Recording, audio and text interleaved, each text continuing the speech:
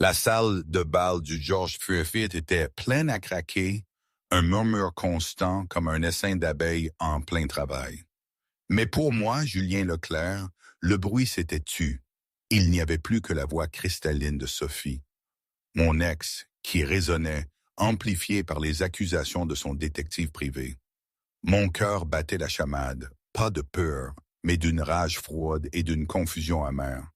Comment avais-je pu me retrouver là, à me justifier devant 300 personnes, toutes me dévisageant comme une bête de cirque? C'était le jour de la remise des diplômes de Marie, le jour le plus important de sa vie, et je venais de le ruiner, ou du moins, Sophie avait fait de son mieux pour ça. C'était n'importe quoi. Tout était allé si vite. Il y a encore quelques mois, j'étais juste Julien, l'héritier d'un empire financier, aussi vide que mon compte en banque était plein. Puis Marie était arrivée. Marie, son souvenir est comme un verre d'eau fraîche en plein désert. Je me souviens de l'avoir rencontrée pour la première fois. Ou plutôt, de l'avoir vue pour la première fois. Mon équipe l'avait embauchée, une certaine Marie Dubois, pour s'occuper de l'entretien de mon immense appartement parisien. Moi, Julien Leclerc, l'héritier du groupe Leclerc Investissement, je m'en fichais pas mal des employés. Ils allaient et venaient comme les invités à mes soirées. Un matin, par pur hasard, je m'étais levé plus tôt. Exceptionnel, vraiment. Je traînais dans le salon quand j'ai vu cette silhouette à genoux sur le marbre blanc, à récurer une tâche tenace avec une concentration si intense qu'on aurait dit qu'elle luttait pour sa vie. J'ai éclairci ma gorge, m'attendant à l'effet habituel. Un sourire timide, un regard ébahi sur la vue panoramique du 50e étage.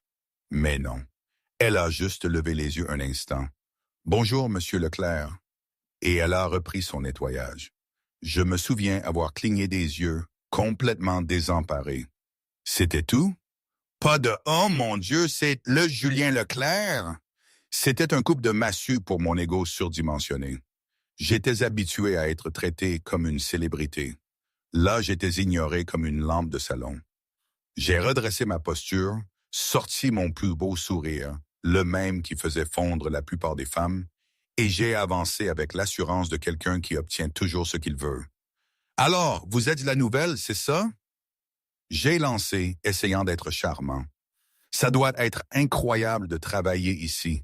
Cet appartement a fait la couverture de magazines, vous savez. » Marie a arrêté de frotter, m'a regardé, les sourcils haussés, d'un air parfaitement impassible.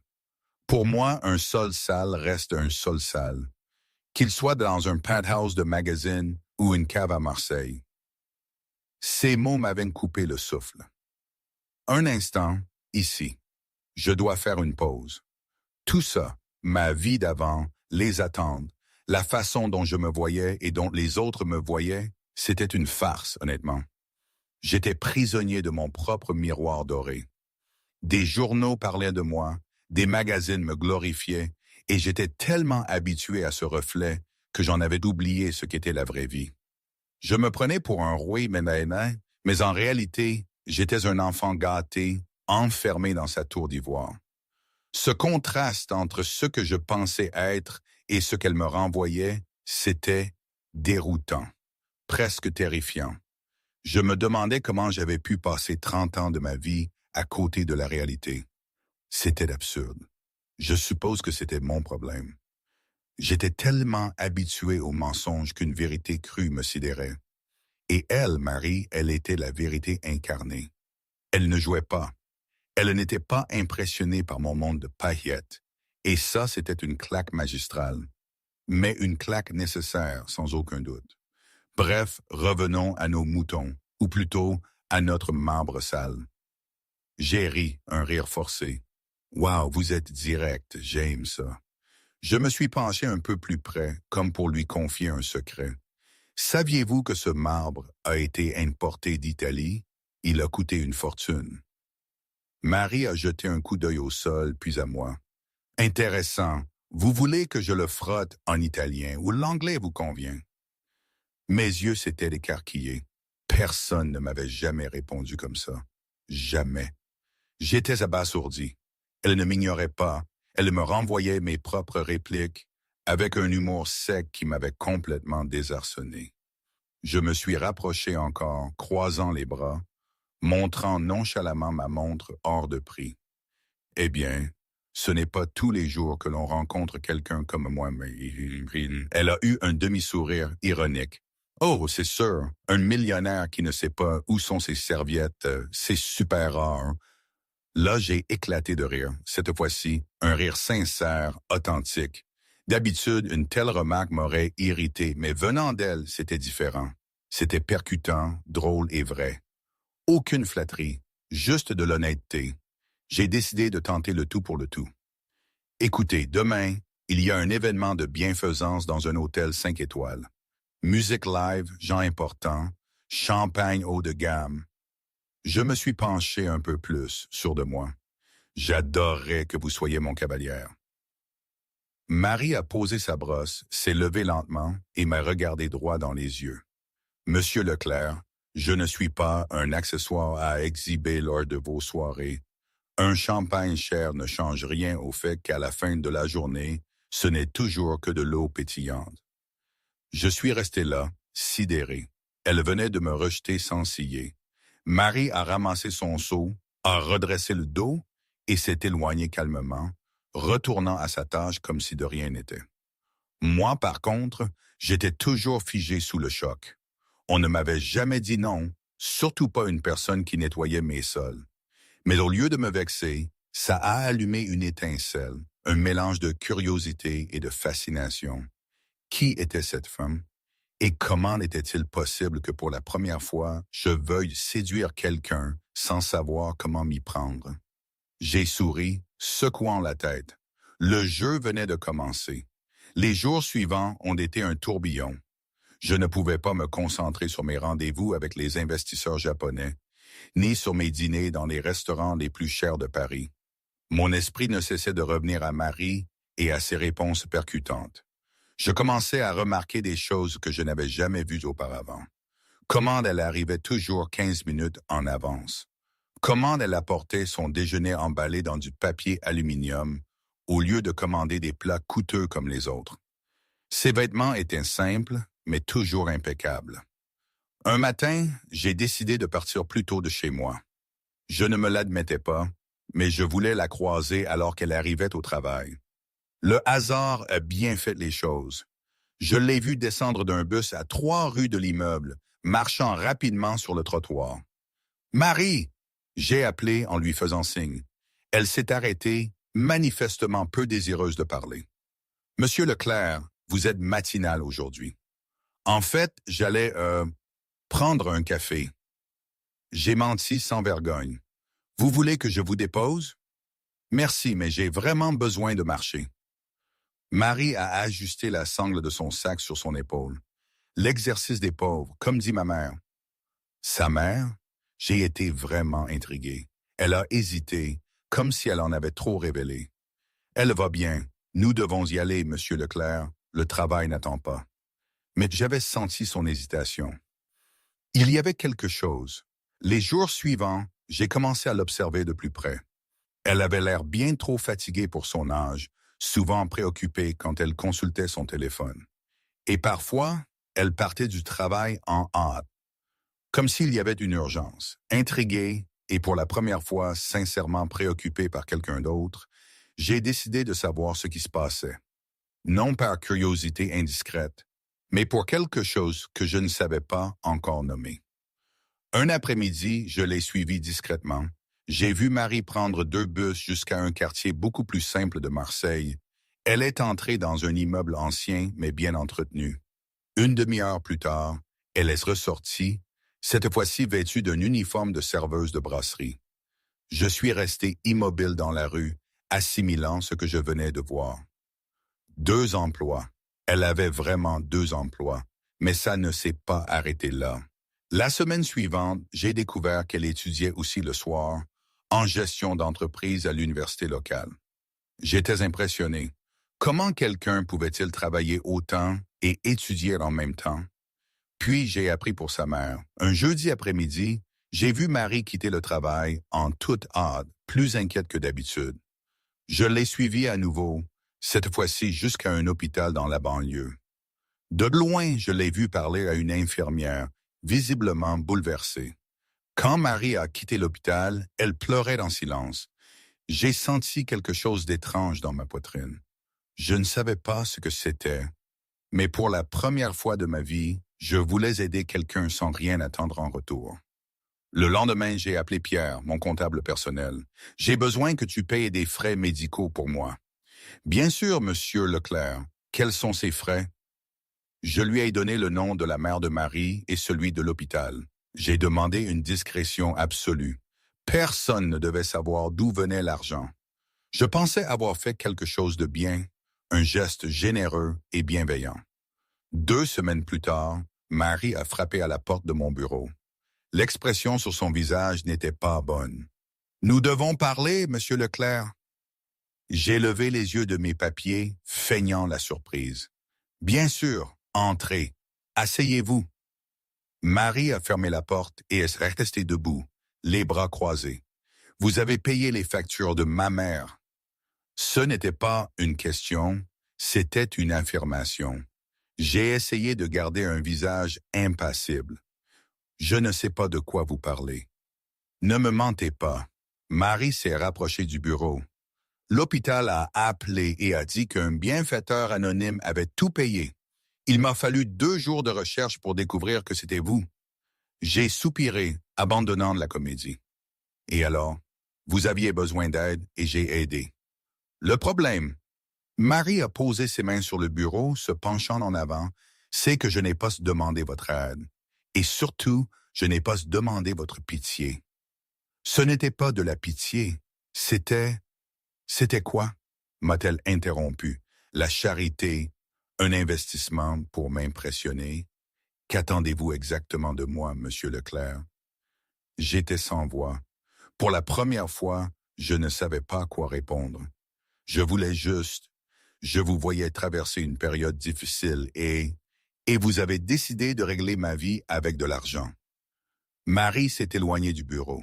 Exactement comme je l'avais dit, des hommes comme vous. Marie, attendez. Non. Elle a levé la main. Vous ne comprenez pas, n'est-ce pas? Je travaille dur. J'étudie la nuit. Je m'occupe de ma mère et j'en suis fier. Je suis fier de pouvoir subvenir aux besoins de ma famille par mes propres efforts. Et vous êtes arrivé et vous avez tout piétiné.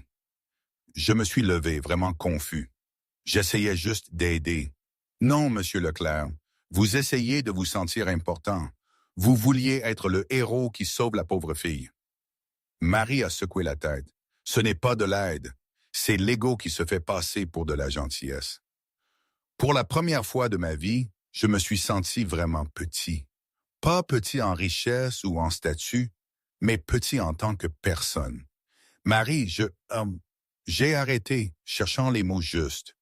Je suis désolé, je n'ai pas pensé à ça. Non, vous n'avez pas pensé du tout. Mais il y avait quelque chose de différent dans le ton de Marie maintenant. Moins de colère, plus de déception.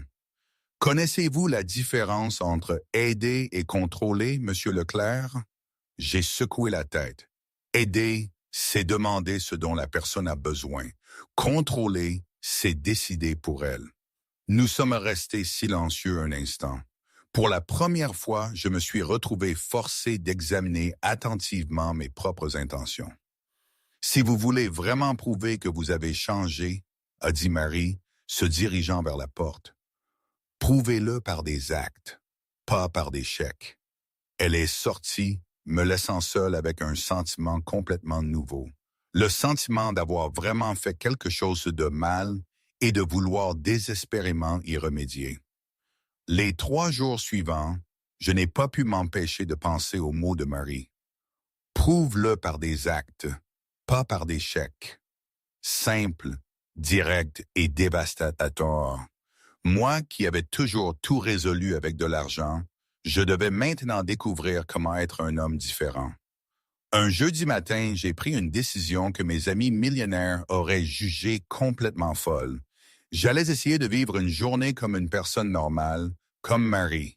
Je me suis levé tôt, j'ai renvoyé mon chauffeur chez lui et j'ai quitté l'appartement vêtu d'un jean et d'un simple T-shirt. Pas de montre à 50 000 euros, pas de costume italien, juste Julien Leclerc essayant d'être Julien. Le premier défi est apparu au coin de la rue, le métro. J'ai regardé l'entrée de la station comme un explorateur face à une grotte inconnue. Je n'avais jamais descendu ces marches de ma vie. J'ai suivi la foule, essayant de me fondre dans la masse, mais j'étais clairement perdu. Au tourniquet, j'ai littéralement gelé. Je suis resté là, tenant le titre de transport que je venais d'acheter, sans savoir où le valider. « Hé, le touriste !» m'a crié un gars derrière moi. « Tapez la carte et passez. » J'ai rougi, j'ai fait ce qu'on m'avait dit, et j'ai enfin réussi à entrer. Le train était bondé. J'ai cherché un siège vide, mais ils étaient tous pris. Alors je me suis tenu debout, agrippé à une barre métallique, ballotté maladroitement à chaque virage. Une vieille dame à côté de moi a souri. « Première fois dans le métro, mon petit? »« C'est si évident. » J'ai demandé, embarrassé. « Juste un peu, » a-t-elle gloussé. « Vous avez l'air d'un pingouin qui essaye de voler. » Quand je suis enfin arrivé au travail, j'étais en sueur et mes cheveux étaient en désordre. Marie m'a vu entrer dans le hall et ses yeux se sont agrandis. « Monsieur Leclerc, vous avez l'air différent aujourd'hui. » J'ai pris le métro, j'ai dit, aussi fier qu'un enfant qui a attaché ses lacets toute seule. Marie a cligné des yeux plusieurs fois, assimilant ce qu'elle entendait. « Le métro? Vous? » « Oui, ce fut une expérience. » J'ai tiré sur mon T-shirt froissé. J'ai failli rater mon arrêt. Une dame m'a traité de pingouin et je ne comprends toujours pas pourquoi tout le monde court autant. Pour la première fois, Marie a ri. Un vrai rire, pas sarcastique. « Monsieur Leclerc, avez-vous déjeuné? » « En fait, non. Mon cuisinier s'en occupe d'habitude, mais aujourd'hui, je voulais essayer d'être normal. » Marie a complété ma phrase, toujours souriante. Quelque chose comme ça. Elle m'a regardé un instant, comme si elle essayait de résoudre un puzzle. « Venez, je vais vous montrer où trouver un bon café par ici. » Nous sommes sortis ensemble et Marie m'a emmené dans une petite brasserie animée à 2 pâtés de maison de l'immeuble, le genre d'endroit où je n'avais jamais mis les pieds auparavant. Des chaises en plastique, un menu écrit à la main sur un tableau noir et un propriétaire grec qui criait les commandes. « 2 cafés et 2 muffins aux myrtilles, Georges !» Marie a dit. « Marie, ma fille !» Georges a salué derrière le comptoir. « Qui est le monsieur? »« Un ami qui apprend à vivre dans le vrai monde, » elle a répondu, me tirant vers une petite table dans un coin. Je regardais autour de moi, fasciné. L'endroit était plein de gens ordinaires, des employés de bureau, des infirmières en fin de service, des étudiants avec de vieux ordinateurs portables, des conversations réelles, des rires spontanés, la vie qui se déroulait sans scénario. Marie s'est assise en face de moi. « Vous avez vraiment pris le métro? » « Je l'ai vraiment fait. » J'ai souri. Et vous savez quoi? C'était terrible, mais aussi intéressant. Intéressant, comment? Eh bien, j'ai découvert qu'il y a un monde entier qui tourne pendant que je suis coincé dans mon penthouse. J'ai pris le café que Georges nous a apporté. « Merci. C'est combien? » « 4,50 €, a répondu Georges. J'ai failli m'étouffer, non pas à cause du prix, mais parce que c'était probablement le café le moins cher que j'ai jamais bu et il était délicieux. « Monsieur Leclerc. » Marie me regardait curieusement. « Puis-je vous poser une question personnelle? »« Bien sûr. »« Savez-vous cuisiner? » J'ai ri embarrassant. Embarrassé. Je sais commander des livraisons. Ça ne compte pas. Marie a secoué la tête. Et faire la lessive? J'ai un service de blanchisserie qui récupère et dépose le linge. Et nettoyer votre appartement pendant que vous travaillez ici? Marie a posé son menton sur sa main pensive. Monsieur Leclerc, vous êtes fondamentalement un grand enfant avec une carte de crédit illimitée. Hey! J'ai protesté, mais je riais. C'était dur. C'était honnête. Une différence importante. Elle a fini son café. Vous voulez vraiment changer? Oui. Alors venez chez moi ce soir. J'ai failli laisser tomber ma tasse. Chez vous? Je vais vous apprendre à cuisiner. Marie s'est levée. Et non, ce n'est pas un rendez-vous romantique. C'est un cours de survie de base pour adultes. À 19 heures, je me suis retrouvé devant la porte de l'appartement de Marie à Marseille, tenant un bouquet de fleurs acheté au coin de la rue. Quand elle a ouvert la porte, vêtue d'un jean et d'un t-shirt imprimé d'un chat, je me suis senti complètement hors de mon élément. Des fleurs? Elle a levé un sourcil. Il est poli d'apporter des fleurs quand on rend visite à une dame. Monsieur Leclerc, c'est un cours de cuisine, pas un rendez-vous. Mais elle a pris les fleurs, souriant. Merci, elles sont adorables. L'appartement était petit, mais douillet. Des meubles simples, des photos de famille sur les murs, des livres empilés dans chaque coin. J'avais l'impression d'être entré dans un monde différent. Votre mère va bien? J'ai demandé, remarquant la photo d'une femme âgée sur la table basse. Mieux, merci. Marie a mis les fleurs dans un vase. Elle est chez ma tante ce soir. Elle a dit qu'elle ne voulait pas interférer avec ma mission de civiliser le millionnaire. J'ai ri. Elle sait pour moi. Ma mère sait tout. Les mères ont des super pouvoirs pour ce genre de choses. Marie s'est dirigée vers la cuisine. Allez, commençons par quelque chose de simple. Des œufs brouillés. Je sais faire frire un œuf, j'ai dit, confiant. Ah oui? Combien de fois vous l'avez vu dans des films? Ça compte pas, Monsieur Leclerc. Montrez-moi. Elle m'a tendu une poêle de l'huile et 2 œufs. J'ai regardé les ingrédients comme s'il s'agissait d'équipements de laboratoire. D'abord, allumez le feu, a instruit Marie. J'ai tourné le bouton. Les flammes ont jailli trop haut. Plus bas, Monsieur Leclerc. L'idée est de cuisiner, pas de mettre ma cuisine en feu. J'ai ajusté la flamme, versé l'huile et attendu qu'elle chauffe. Jusque-là, tout allait bien. Puis j'ai pris le premier œuf. Comment je le casse sans en mettre partout sur le bord de la poêle? Doucement, j'ai frappé l'œuf sur la poêle. Trop fort. La coquille s'est brisée. Brisée, tombant dans l'huile chaude avec le blanc et le jaune. Oups, Monsieur Leclerc. L'œuf est censé sortir de la coquille, pas l'emmener avec lui. Marie s'amusait clairement. Laissez-moi essayer à nouveau. Le deuxième œuf a été pire. J'ai complètement raté la poêle, laissant le jaune et le blanc couler sur le comptoir. Marie n'a pas pu retenir son rire. Vous êtes un danger public en cuisine. Ce n'est pas aussi facile qu'il y paraît. J'ai protesté, nettoyant le désordre. Venez ici. Marie s'est approchée, prenant un autre œuf. Voilà comment l'on fait. Elle s'est tenue à côté de moi, guidant ma main pour casser l'œuf correctement. J'ai senti son doux parfum, remarqué ses doigts délicats mais fermes. Un instant, j'ai complètement oublié l'œuf. Monsieur Leclerc, vous faites attention. Désolé, c'est juste que vous sentez vraiment bon. Marie a légèrement rougi mais ne s'est pas éloignée. Concentrez-vous sur la nourriture, Monsieur Leclerc. Après une demi-heure, 3 œufs gaspillés et une cuisine qui ressemblait à une zone de guerre, j'ai finalement réussi à faire quelque chose qui ressemblait vaguement à des œufs brouillés. Pas terrible, a dit Marie après y avoir goûté, essayant de ne pas faire la grimace. Ne me mentez pas. Vous avez dit que c'était important d'être honnête. C'est assez mauvais, a-t-elle admis, riant. Mais c'était votre premier essai. Tout le monde commence quelque part. Nous nous sommes assis à la petite table de cuisine, mangeant des œufs légèrement brûlés et parlant. Pour la première fois, je me sentais détendu. Je n'avais besoin d'impressionner personne. Je n'avais pas besoin d'être Julien Leclerc, le millionnaire. Je pouvais simplement être moi-même. Marie, je peux vous demander quelque chose? Bien sûr. Pourquoi m'aidez-vous? Je veux dire, après ce que j'ai fait. Parce que tout le monde mérite une deuxième chance, elle a dit, me regardant. Et parce que pour la première fois, je vois que vous essayez vraiment de changer.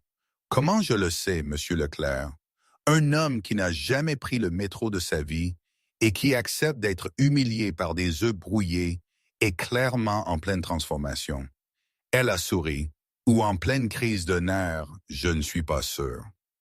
J'ai ri, et pour la première fois depuis des semaines, je me suis senti vraiment heureux. Merci de me donner cette chance. C'est trop tôt pour ça. Demain, on fera la lessive. Ça pourrait être dangereux pour vos vêtements. Absolument. Nous avons ri ensemble, et j'ai réalisé que quelque chose avait changé entre nous.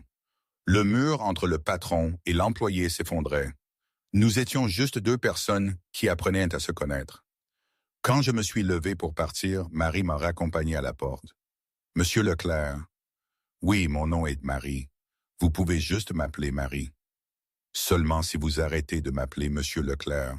Mon nom est Julien. D'accord, Julien. Nous nous sommes regardés un instant. L'air entre nous était différent. Bon, je me suis légèrement penché, et Marie ne s'est pas reculée. Le baiser était doux, hésitant au début, puis plus sûr. Quand nous nous sommes séparés, nous sourions tous les deux. Bonne nuit, Marie.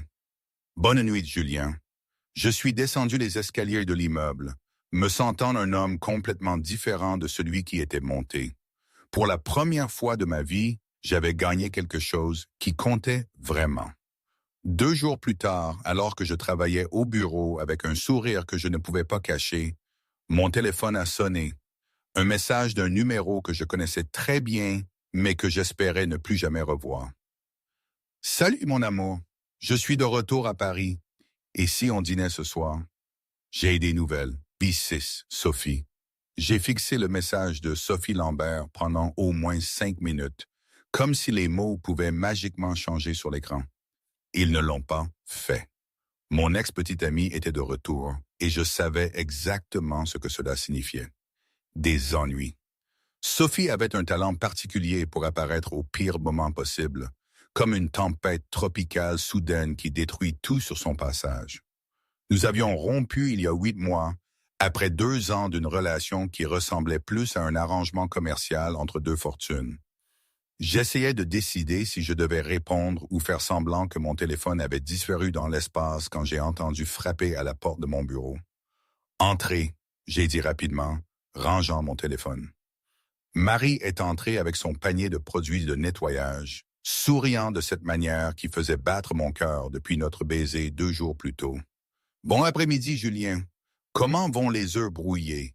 Avez-vous réussi à cuisiner sans mettre le feu à la cuisine? » En fait, j'ai réessayé hier soir. Bon, attends. J'ai souri en retour. Je n'ai appelé les pompiers qu'une seule fois, donc je pense que je m'améliore. Marie a ri, secouant la tête. « Vous êtes impossible. » Elle a commencé à organiser les papiers sur mon bureau, mais au moins, vous essayez. C'est dans ces moments-là que j'ai réalisé à quel point ma vie avait changé. 2 semaines plus tôt, je remarquais à peine Marie.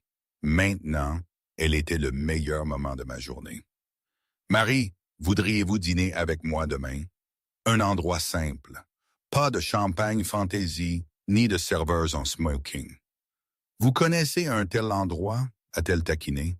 « Eh bien, Georges nous a recommandé une pizzeria à Montmartre. Il a dit qu'il faisait les meilleures pizzas maison de la ville. »« Georges de la brasserie? » Marie a semblé vraiment surprise. « Vous y êtes retourné tous les jours cette semaine. » J'ai admis, un peu embarrassé. « Le café est vraiment bon et il m'a appris quelques phrases en grec. » Marie m'a regardé d'un air que je ne pouvais pas tout à fait déchiffrer. Peut-être de l'affection. « D'accord, mais je paierai ma moitié. » Marie, ne discutez pas. C'est ma moitié ou je ne viens pas. J'étais sur le point de répondre quand j'ai entendu le claquement de talons hauts dans le couloir. Des talons coûteux, résonnant avec l'assurance de quelqu'un qui sait toujours où elle va. Je connaissais ce son. La porte s'est ouverte sans avertissement et Sophie Lambert est entrée comme si elle était chez elle. Des cheveux blonds parfaitement coiffés, une robe rouge qui coûtait plus que le salaire mensuel de Marie, et un sourire assez pointu pour couper du verre. « Julien, chérie. » Elle est allée droit vers moi, ignorant complètement Marie. « Tu n'as pas répondu à mon message. J'ai pensé que tu étais peut-être trop occupé pour consulter ton téléphone. » Je me suis levé automatiquement, plus par réflexe que par courtoisie. « Sophie, Je ne vous attendais pas ici. Les surprises sont plus amusantes, vous ne trouvez pas? Sophie a enfin remarqué Marie, qui avait cessé d'organiser les papiers et nous regardait avec une curiosité tranquille. Oh, je suis désolé. Je ne savais pas que vous aviez de la compagnie. La façon dont elle a dit compagnie m'a fait rapetisser un peu à l'intérieur. Sophie, voici Marie. Marie, Sophie. Marie s'est avancée et a tendu la main. Enchantée, Madame Lambert. Sophie a regardé la main tendue comme s'il s'agissait d'un serpent venimeux, mais l'a rapidement serrée. Le plaisir est pour moi, ma chère. Son sourire était tranchant comme une lame. Vous devez être nouvelle ici. Je ne me souviens pas de vous avoir vu lors de mes précédentes visites à Julien.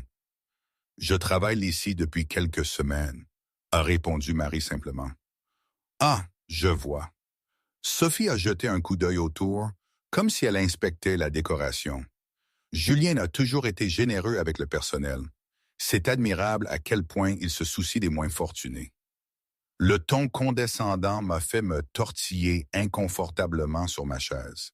Marie, cependant, a gardé son expression neutre.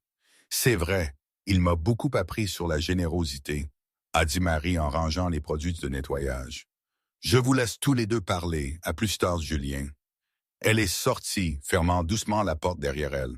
Je l'ai regardée partir avec l'étrange sensation d'avoir perdu quelque chose d'important.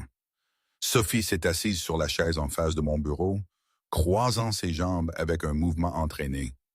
Elle a l'air intéressante. Sophie, pourquoi êtes-vous ici? Directement au but. Elle a ri.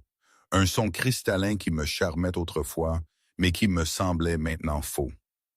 J'étais à Paris pour conclure quelques affaires avec la galerie quand j'ai réalisé à quel point tu me manquais. Je n'y ai pas cru. Sophie Lambert ne manquait jamais personne ni rien, à moins que cela ne serve ses intérêts. Oui, moi, c'est long pour que quelqu'un te manque. Oh, allez, tu sais comment c'est. J'avais besoin d'espace. Tu avais besoin d'espace. Elle s'est penchée en avant, posant ses coudes sur la table. Mais maintenant, je suis de retour, et je pense que nous avons tous les deux grandi. Peut-être est-il temps de réessayer. Sophie, vous vous souvenez de la soirée Blackstone la semaine dernière? Elle a interrompu. Chloé m'a dit que tu ne t'étais même pas montré. Ce n'est pas ton genre. Et le dîner de bienfaisance de la Fondation Harrison? Tu l'as aussi raté. J'avais complètement oublié ces événements sociaux. Dernièrement, mon idée de l'amusement était de boire du café bon marché avec Georges et d'apprendre à ne pas brûler des œufs. J'ai été occupé. Avec quoi? Sophie a jeté un nouveau coup d'œil autour. Julien, tu ne peux pas sérieusement penser à quoi que ce soit avec cette fille. Quelle fille? L'employée, elle a dit, comme si elle parlait de quelque chose de désagréable.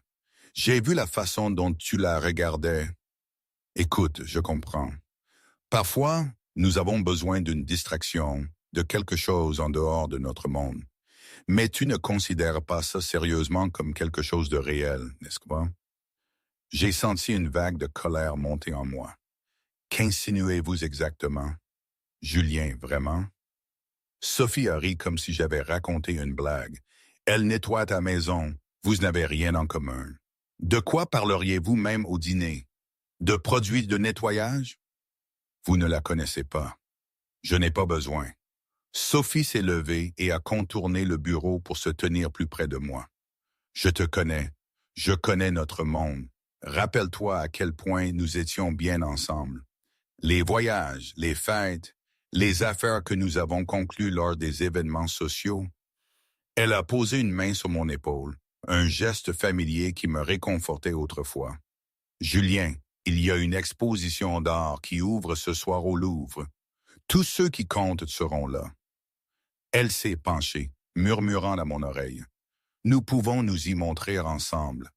Faire savoir aux gens que nous sommes de retour, comme au bon vieux temps. J'ai fermé les yeux un instant. Le bon vieux temps. Des soirées remplies de gens que je connaissais à peine. Des conversations vides sur l'argent et le statut. Des relations construites sur les apparences. Il y a un mois, c'était toute ma vie. Je ne sais pas si c'est une bonne idée. Bien sûr que si. Sophie la sourit, confiante. Mets ton smoking noir, celui d'Armani que tu as porté au gala l'année dernière. Je te chercherai à 20 heures. Elle s'est dirigée vers la porte, a fait une pause et a regardé en arrière. Et Julien, il est peut-être préférable de ne pas mentionner ta phase expérimentale à nos amis. Ils ne comprendraient pas. Après son départ, je suis resté seul dans mon bureau, sentant comme si deux mondes se heurtaient dans mon esprit. D'un côté, Sophie et tout ce qu'elle représentait, mon passé, mon cercle social, la vie que j'avais toujours connue. De l'autre, Marie et la possibilité d'être quelqu'un de différent, quelqu'un de meilleur. 1 heure plus tard, j'ai trouvé Marie en train de nettoyer les vitres de la réception. Elle a l'air intéressante, a dit Marie sans me regarder. Marie, à propos de ce qu'elle a dit, vous n'avez rien à expliquer. Elle a trempé le chiffon dans le liquide de nettoyage. Tout le monde a un passé, mais ce n'est pas ça. Sophie et moi avons rompu il y a des mois, et maintenant elle est de retour. Marie m'a finalement regardé. Ça arrive. J'ai remarqué quelque chose de différent dans son ton, plus distant, plus formel. Marie, qu'est-ce qui se passe entre nous? Elle a soupiré. Écoutez, j'ai vraiment aimé apprendre à mieux vous connaître. J'ai aimé voir que vous pouviez être différent de ce que j'imaginais. Mais peut-être nous berçons-nous d'illusions. Qu'est-ce que vous voulez dire? Nous venons de mondes complètement différents. Votre ex l'a bien montré. Elle laisse retourner nettoyer la vitre, évitant mon regard. Et peut-être qu'elle a raison. Ne dites pas ça, Marie. Vous allez à des soirées qui coûtent plus que mon salaire annuel. Vous avez des amis qui ne savent probablement même pas que des gens comme moi existent. Elle a arrêté de nettoyer. Je ne peux pas rivaliser avec ça. Vous n'avez pas à rivaliser. Si je dois. Elle a reculé quand j'ai essayé de m'approcher. Et la vérité est que vous devrez choisir. Vous ne pouvez pas vivre dans les deux mondes éternellement. Marie a fini de ranger les produits de nettoyage et s'est dirigée vers l'ascenseur. Marie, attendez! Bonne chance à l'exposition ce soir, Julien. Je suis sûr que ce sera magnifique. Les portes de l'ascenseur se sont refermées et je suis resté seul dans la réception, réalisant que je venais de perdre quelque chose de bien plus précieux que n'importe quelle œuvre d'art que j'aurais pu voir ce soir-là. Les 3 jours suivants, j'ai découvert ce que signifiait vraiment manquer à quelqu'un. Ce n'était pas comme manquer un objet cher que j'avais perdu ou un voyage annulé. C'était une sensation physique, comme si une partie de moi avait disparu. Marie évitait de me croiser dans les couloirs. Quand nous nous croisions par hasard, elle me saluait poliment. « Bonjour, Monsieur Leclerc », et continuait son chemin comme si j'étais un autre meuble chic dans l'appartement. Ce traitement formel me blessait plus que tout ce qu'elle aurait pu dire. J'étais allé à l'exposition au Louvre avec Sophie, comme promis. J'avais passé 3 heures à écouter des commentaires prétentieux sur l'art, à faire semblant de m'intéresser aux conversations sur les investissements dans les vignobles français et à sourire pour des photos qui apparaîtraient dans la section mondaine des journaux. Le lendemain, au milieu de la fête, pendant que Sophie discutait avec un groupe d'amis de son dernier achat avenue Montaigne, je me suis surpris à me demander comment Marie réagirait dans cet environnement. Elle ferait probablement une remarque intelligente sur le fait que les gens dépensaient plus pour le dîner que certaines familles en un mois entier. « Julien, chéri, tu écoutes? » Sophie a touché mon bras, me ramenant à la réalité. « Désolé, je pensais au travail. Le travail a une fête. » Elle a ri, secouant de la tête. « Tu as vraiment besoin d'apprendre à te détendre à nouveau. » Mais je ne pouvais pas me détendre. Je ne pouvais pas faire semblant de m'amuser. Je ne pouvais pas faire semblant que tout cela avait encore un sens pour moi. Le 4e matin, sans avoir eu de véritable conversation avec Marie, j'étais dans mon bureau, essayant de me concentrer sur des rapports financiers, quand Sophie est réapparue. Cette fois, elle avait amené 2 amies, Chloé et Léa. 2 femmes que je connaissais depuis l'adolescence. Surprise! Sophie est entrée, rayonnante. J'ai amené de la compagnie pour le déjeuner. Je me suis levé, forçant un sourire poli. « Chloé et Léa, comment allez-vous? »« Merveilleux. a répondu Chloé, embrassant l'air près de ma joue. Sophie nous a parlé de vous deux. Nous sommes si heureuses pour vous deux. J'ai regardé Sophie confus.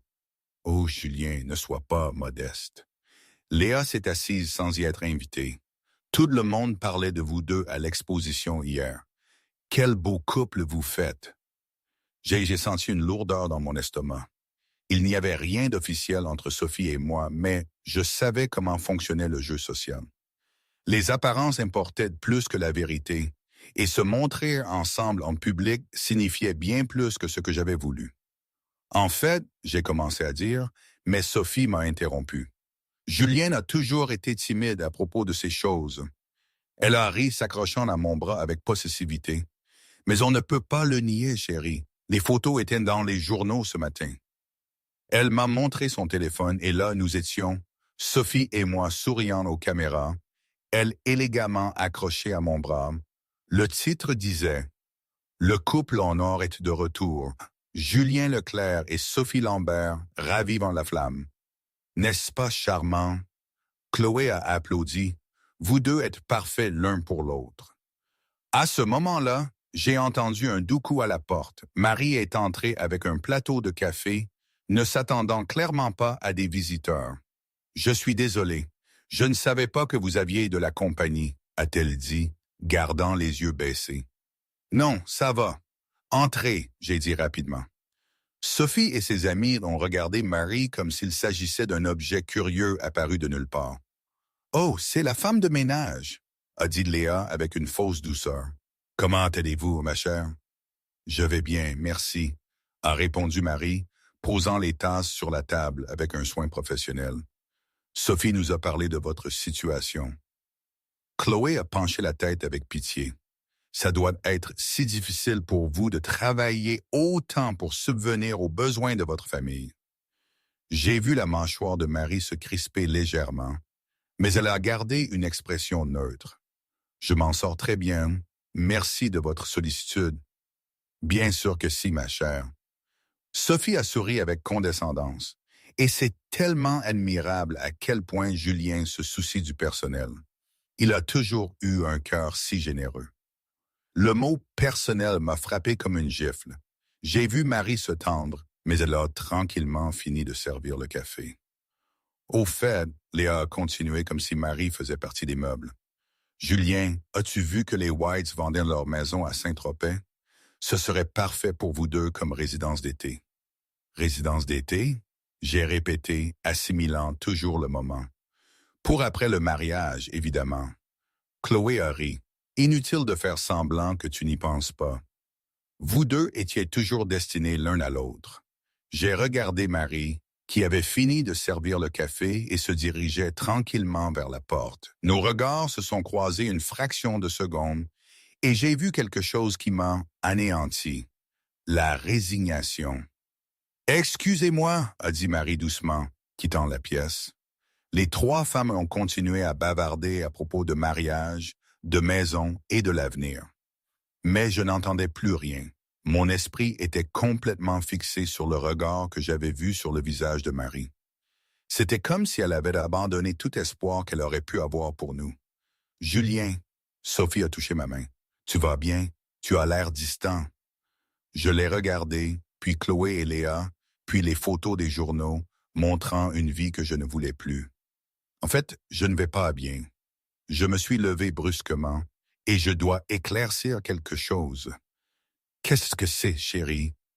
Sophie, nous ne sommes pas ensemble. J'ai dit clairement, ma voix résonnant dans le bureau silencieux.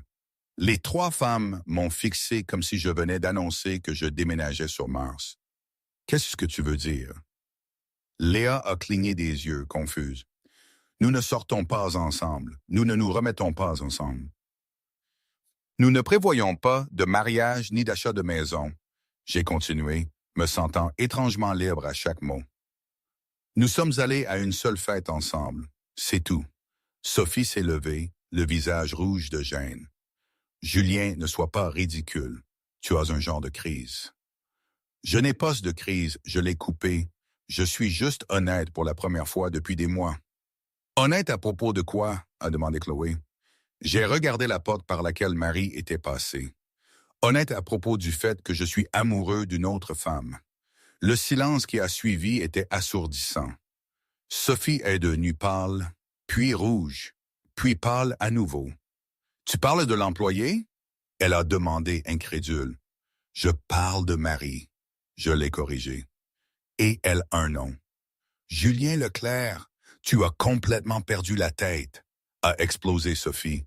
« Tu ne peux pas être sérieux. » « Je suis complètement sérieux, » j'ai dit, me dirigeant vers la porte. « Et maintenant, si vous voulez bien m'excuser, je dois aller retrouver la femme que j'aime. »« Si tu sors par cette porte maintenant, » criait Sophie après moi, « tout le monde va le savoir.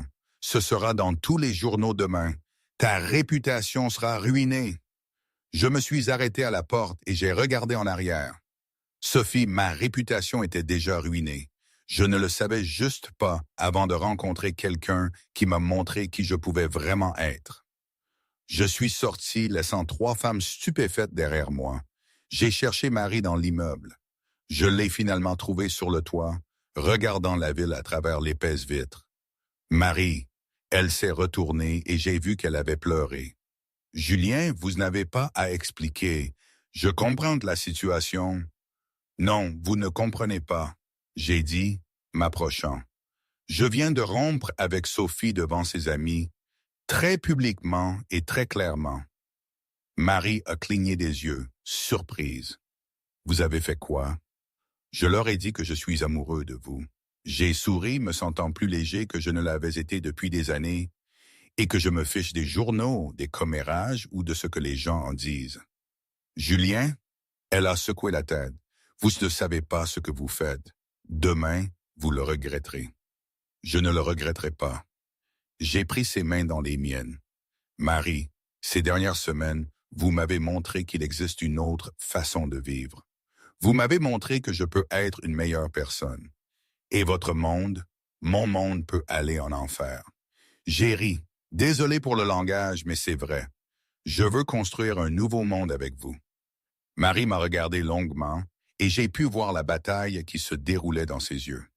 Julien, je finis mes études dans 2 mois, a-t-elle dit enfin. Et c'est une mauvaise chose? C'est juste que je ne peux pas m'engager avec quelqu'un qui est encore en train de chercher qui il est, elle a soupiré. Vous venez de sortir d'une relation de 2 ans. Vous avez eu une dispute publique avec votre ex-petite amie.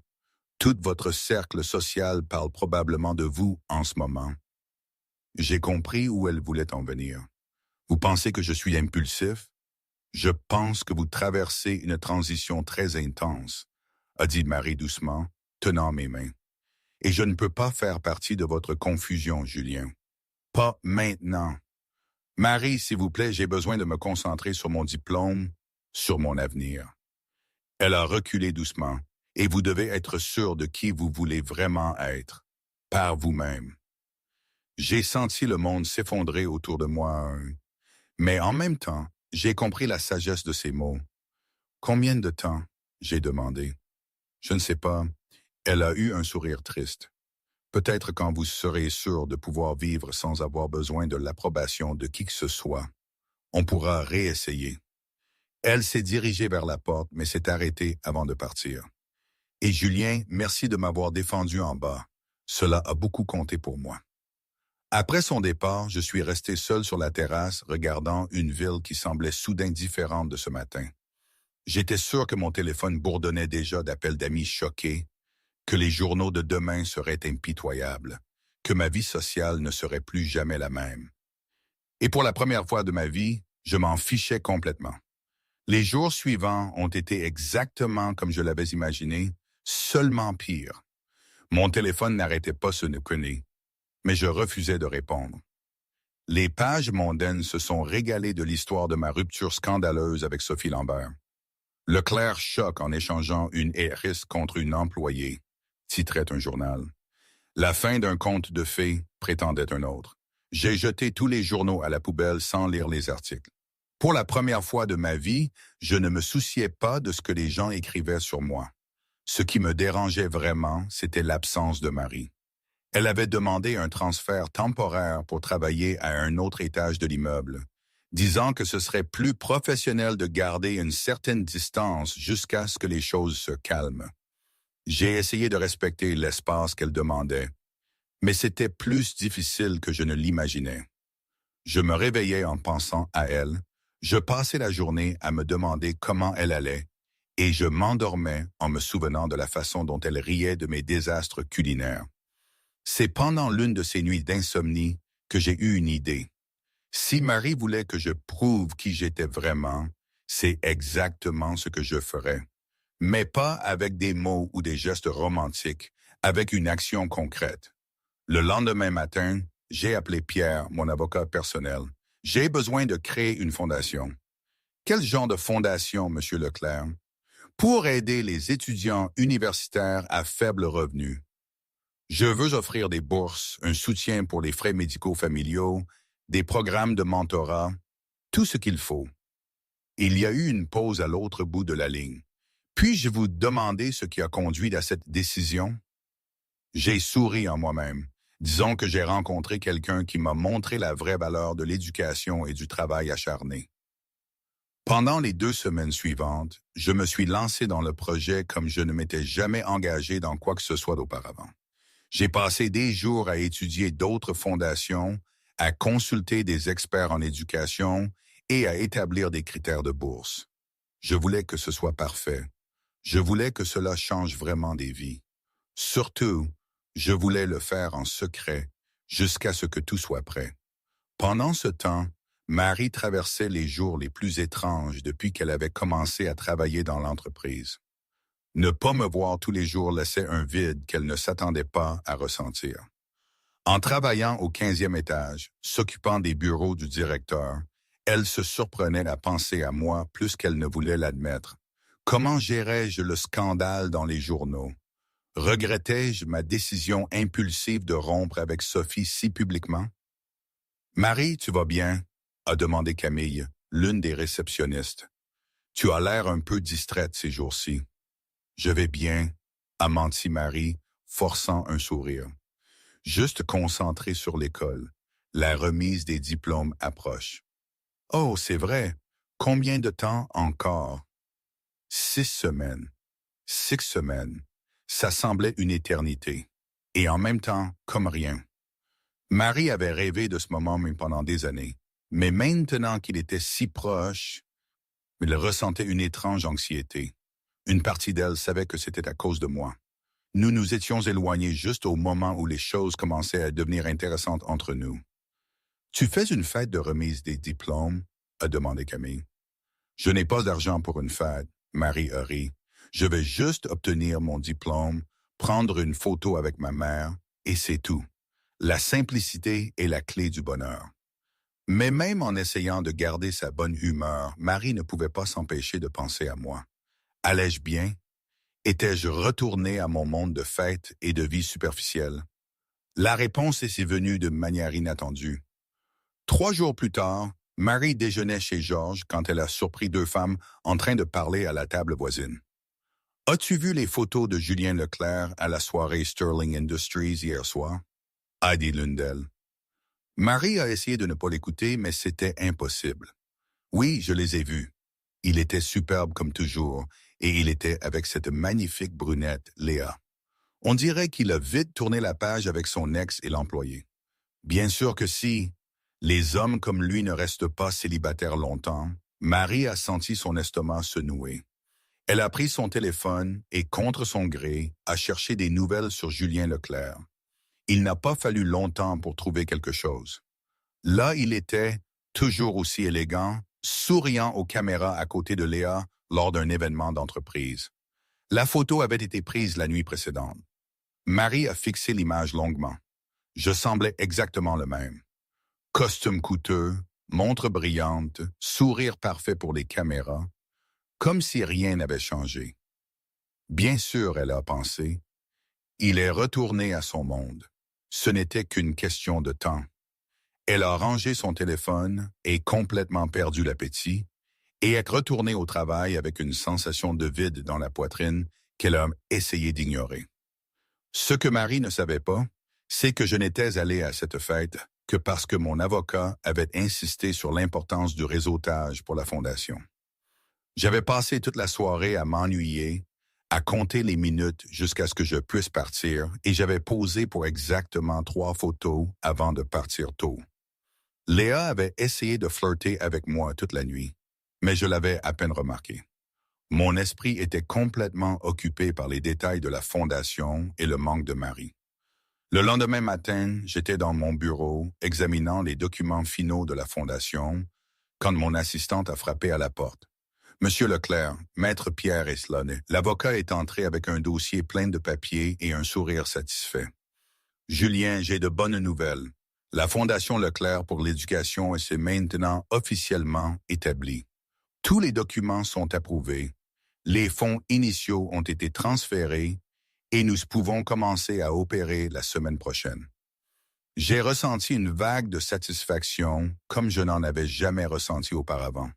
Ce n'était pas la satisfaction de conclure une grosse affaire ou d'acheter quelque chose de cher. C'était quelque chose de beaucoup plus profond. Génial. Qu'en est-il des critères de bourse? Exactement comme vous l'avez demandé. Étudiants universitaires à faible revenu, avec de bonnes performances académiques, qui travaillent également pour payer leurs études. Priorité à ceux qui soutiennent également leur famille. J'ai hoché la tête. Ces critères décrivaient parfaitement Marie, bien que je n'ai pas mentionné cela à l'avocat. Et l'anonymat garanti, du moins pour l'instant. Les bourses seront attribuées au nom de la Fondation sans aucune mention de vous en tant que fondateur. Si vous voulez le rendre public plus tard, nous pourrons faire une annonce officielle. Pour l'instant, gardons ce-là privé.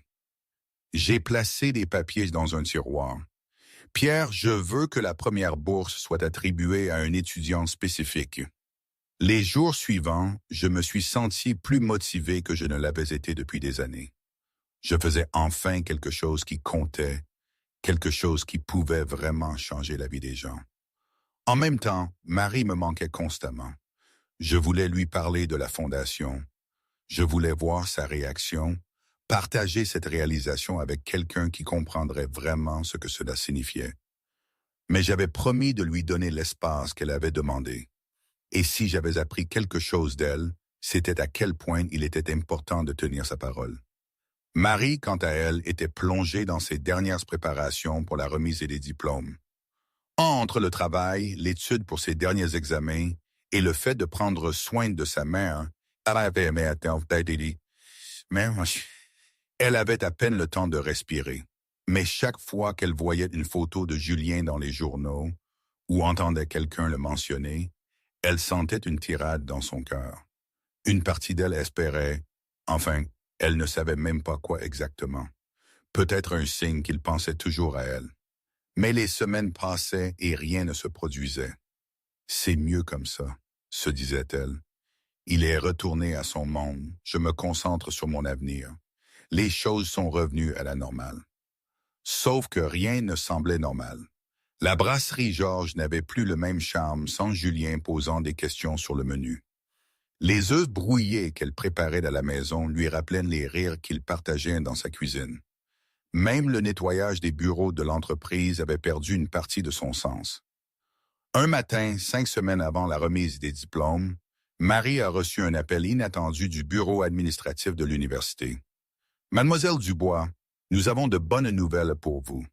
Vous avez obtenu une bourse qui couvrira toutes vos dépenses pour le dernier semestre, y compris la cérémonie de remise des diplômes. » Marie a failli laisser tomber le téléphone. « Quoi? Je n'ai jamais demandé de bourse. » La Fondation Leclerc pour l'éducation vous a sélectionné en fonction de vos résultats académiques et de votre situation financière. Félicitations. Marie est restée silencieuse un long moment. Fondation Leclerc, le nom de famille de Julien. Se pourrait-il? Puis-je demander qui est derrière la fondation? A-t-elle demandé. Cette information est confidentielle, mademoiselle. Je peux seulement vous dire que c'est une organisation sérieuse axée sur l'aide aux étudiants comme vous. Après avoir raccroché, Marie est restée figée au milieu de la pièce, essayant de digérer ce qu'elle venait d'entendre. Cela pourrait être une coïncidence. Leclerc était un nom de famille courant, mais au fond d'elle, elle savait que non. Et pour la première fois depuis des semaines, elle a vraiment souri. 3 jours après la nouvelle de la bourse, Marie la digérait encore. Chaque fois qu'elle pensait à la Fondation Leclerc, elle ressentait un étrange mélange d'espoir et de doute. Julien aurait-il vraiment pu créer une fondation? Ou n'était-ce qu'une autre façon de contrôler sa vie avec de l'argent, comme il l'avait fait avec les frais médicaux de sa mère? Elle a décidé de ne pas s'emballer. Après tout, les photos dans les journaux le montraient clairement de retour dans le monde des fêtes et des mondains. La bourse n'était peut-être qu'une coïncidence de nom. Marie, tu as l'air de quelqu'un qui vient de gagner à la loterie, mais qui n'est pas sûr si le billet est réel, a dit Georges à la brasserie, en lui tendant sa tasse de café habituelle. C'est une description assez précise. Marie a gloussé, remuant pensivement le sucre. Parfois, les bonnes choses de la vie viennent avec des petites lignes, ou parfois on rend les choses plus compliquées qu'elles ne devraient l'être, a dit Georges en essuyant le comptoir. Tu as eu une bourse parce que tu l'as mérité, gamine. Arrête de chercher des problèmes là où il n'y en a pas. Marie a souri. Georges avait le don de rendre simples les moments les plus compliqués de la vie. Pendant ce temps, de l'autre côté de la ville, je vivais la semaine la plus intense de ma vie. La fondation était opérationnelle, mais je voulais faire quelque chose de spécial pour Marie avant la remise des diplômes. Non seulement lui parler de la fondation, mais lui montrer que ma transformation était réelle et durable. J'ai passé 3 nuits à peine dormir, planifiant chaque détail. Je voulais que ce soit parfait. Monsieur Leclerc, votre assistante est là. Le designer que vous avez engagé est là pour discuter des détails de la robe. Faites-le entrer. Marcus Delra était l'un des designers les plus respectés de Paris, connu pour créer des robes uniques pour les occasions spéciales. Monsieur Leclerc, je comprends que vous recherchez quelque chose de spécial pour la remise des diplômes d'une jeune femme, a dit Marcus, vérifiant ses notes. Avez-vous des préférences de couleur ou de style? J'ai pensé à Marie, son élégance simple, à quel point elle était belle sans aucun artifice coûteux. Quelque chose qui met en valeur sa beauté naturelle. Rien de flashy ou d'excessif. Ce n'est pas le genre à aimer être le centre de l'attention. Compris. Et le budget? Il n'y a pas de limite, mais je veux qu'elle se sente spéciale. Pas que ça fasse cher. Vous voyez ce que je veux dire? Marcus a souri parfaitement. Je créerai quelque chose d'unique avec une élégance discrète. Les jours suivants, j'ai également travaillé sur une lettre. J'ai écrit, déchiré et réécrit au moins 15 versions. Comment exprimer en mots tout ce qui avait changé dans ma vie? Comment expliquer que quelqu'un m'avait inspiré à devenir une meilleure personne? J'ai finalement réussi à écrire quelque chose qui me semblait sincère. Marie, vous m'avez appris que la valeur d'une personne ne réside pas dans ce qu'elle possède, mais dans ce qu'elle est. Vous m'avez appris que la vraie générosité ne vient pas de la rédaction de chèques, mais des actes. Et plus que tout, vous m'avez appris que le véritable amour ne consiste pas à impressionner quelqu'un. Il s'agit de devenir quelqu'un qui mérite d'être aimé. La fondation n'est que le début. Je veux passer le reste de ma vie à vous prouver que vous aviez raison de croire que je pouvais changer. J'ai placé la lettre avec les documents de la fondation. Tout serait livré avec la robe le jour de la remise des diplômes. Marie, pendant ce temps, terminait ses derniers jours d'université avec des émotions mitigées. D'une part, elle était fière d'obtenir enfin le diplôme dont elle avait rêvé si longtemps. D'autre part, elle avait l'impression qu'il manquait quelque chose d'important. Tu amènes quelqu'un à la cérémonie? Sa meilleure amie, Camille, a demandé pendant une pause entre les cours. Juste ma mère, Marie a dit en organisant ses livres dans son sac à dos. Elle peut à peine marcher, mais elle m'a dit qu'elle ne manquerait pas ma remise de diplôme, même si elle devait venir en fauteuil roulant. Et ce riche dont tu as parlé plusieurs fois, Julien? Marie a fait de la grimace. Ce n'était qu'une phase. Il est retourné dans son petit monde. Tu es sûr? Parce que la façon dont tu parles de lui, on dirait que tu... Camille! Marie l'a coupé, mais sans amertume. Certains contes de fées n'ont pas de fin heureuse, et c'est bien ainsi. La vraie vie est meilleure que les contes de fées. Quoi qu'il en soit, un vendredi matin, une semaine avant la remise des diplômes, Marie s'apprêtait à partir au travail quand on a sonné à la porte. C'était un livreur avec une grande botte élégante. Livraison pour Marie Dubois. Je n'ai rien commandé. Elle a vérifié l'adresse. Êtes-vous sûr que c'est pour moi? Nom et adresse correspondent, madame. Et c'est déjà payé. Marie a signé perplexe. Elle a pris la boîte à l'intérieur et l'a ouverte soigneusement. À l'intérieur se trouvait une robe qui l'a littéralement laissée sans voix. Elle était belle d'une manière qu'elle n'avait jamais vue auparavant. Pas flashy ou couverte de paillettes, elle était élégante, sophistiquée, d'un vert émeraude qui faisait ressortir ses yeux. Le tissu était doux et fluide, et même sans l'essayer, elle savait qu'il lui irait parfaitement. Avec la robe se trouvait une enveloppe. Marie l'a ouverte avec des mains tremblantes et y a trouvé une lettre de Julien, ainsi que tous les documents de la Fondation Leclerc pour l'éducation. Elle a lu la lettre 3 fois avant de pouvoir pleinement comprendre ce que cela signifiait. Julien n'était pas retourné dans son ancien monde. Il avait créé une fondation. Il avait passé des semaines à travailler en secret pour aider des étudiants comme elle. Et il avait écrit l'une des plus belles lettres qu'elle ait jamais lues. Un instant, Marie a ressenti une vague d'émotion si forte qu'elle pouvait à peine respirer. Puis la réalité s'est imposée. Pourquoi maintenant? Pourquoi, juste au moment où elle commençait à tourner la page, acceptant qu'il venait de mondes différents, s'était-il manifesté avec un geste aussi beau? Marie a regardé la robe, puis la lettre, puis les documents de la Fondation. C'était magnifique. C'était généreux. C'était exactement le genre de choses qui montrait que Julien avait vraiment changé. Mais c'était aussi effrayant. Mon Dieu, Marie, quelle robe est cela? Sa mère est entrée dans la pièce, appuyée sur sa canne. D'où vient-elle? De Julien? Marie a tenu la lettre contre sa poitrine. Maman, il a créé une fondation pour aider les étudiants. La bourse que j'ai eue, elle vient de lui. Sa mère s'est assise sur le canapé, étudiant le visage de sa fille. Et qu'est-ce que tu en penses? Je suis confuse. Marie s'est assise à côté d'elle. Maman, et s'il faisait ça par culpabilité? Et si ce n'était qu'une manière élaborée de dire au revoir avec élégance? Ou et s'il avait vraiment changé et qu'il était amoureux de toi? Marie a regardé la robe à nouveau. Elle était trop parfaite pour être un adieu. Elle avait été choisie avec tant de soin, tant de réflexion, mais en même temps, elle était trop chère pour qu'elle puisse l'accepter facilement. Maman, je ne sais pas si je peux porter ça, elle a soupiré. C'est trop, trop. Trop quoi? Trop belle, trop chère, trop parfaite?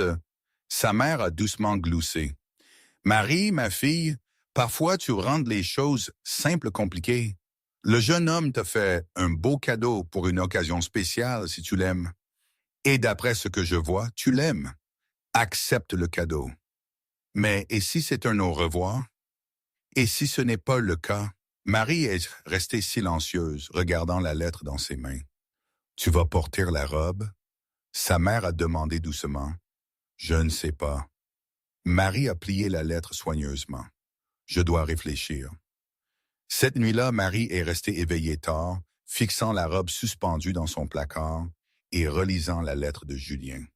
Une partie d'elle voulait croire que c'était réel, qu'il avait changé, que la fondation était sincère, que la robe était une déclaration d'amour. Une autre partie avait peur, peur d'être dupée à nouveau, peur de découvrir que ce n'était qu'une autre tentative de l'impressionner avec de l'argent. Le lendemain matin, elle a fait ce qu'elle faisait toujours quand elle se sentait confuse. Elle est allée travailler, mais quand elle est arrivée au bureau, elle a appris de Camille à l'accueil que Julien était parti en voyage d'affaires et ne reviendrait qu'après la remise des diplômes. Le cœur de Marie s'est serré. Il avait envoyé la robe et avait disparu. Il ne serait pas à sa remise de diplôme. Il ne serait pas là pour expliquer la lettre, pour parler de la fondation, pour clarifier ses intentions. Cet après-midi-là, seule à la maison, Marie a regardé la robe une dernière fois et a finalement compris ce que cela signifiait. Ce n'était pas une déclaration d'amour. C'était un adieu gracieux.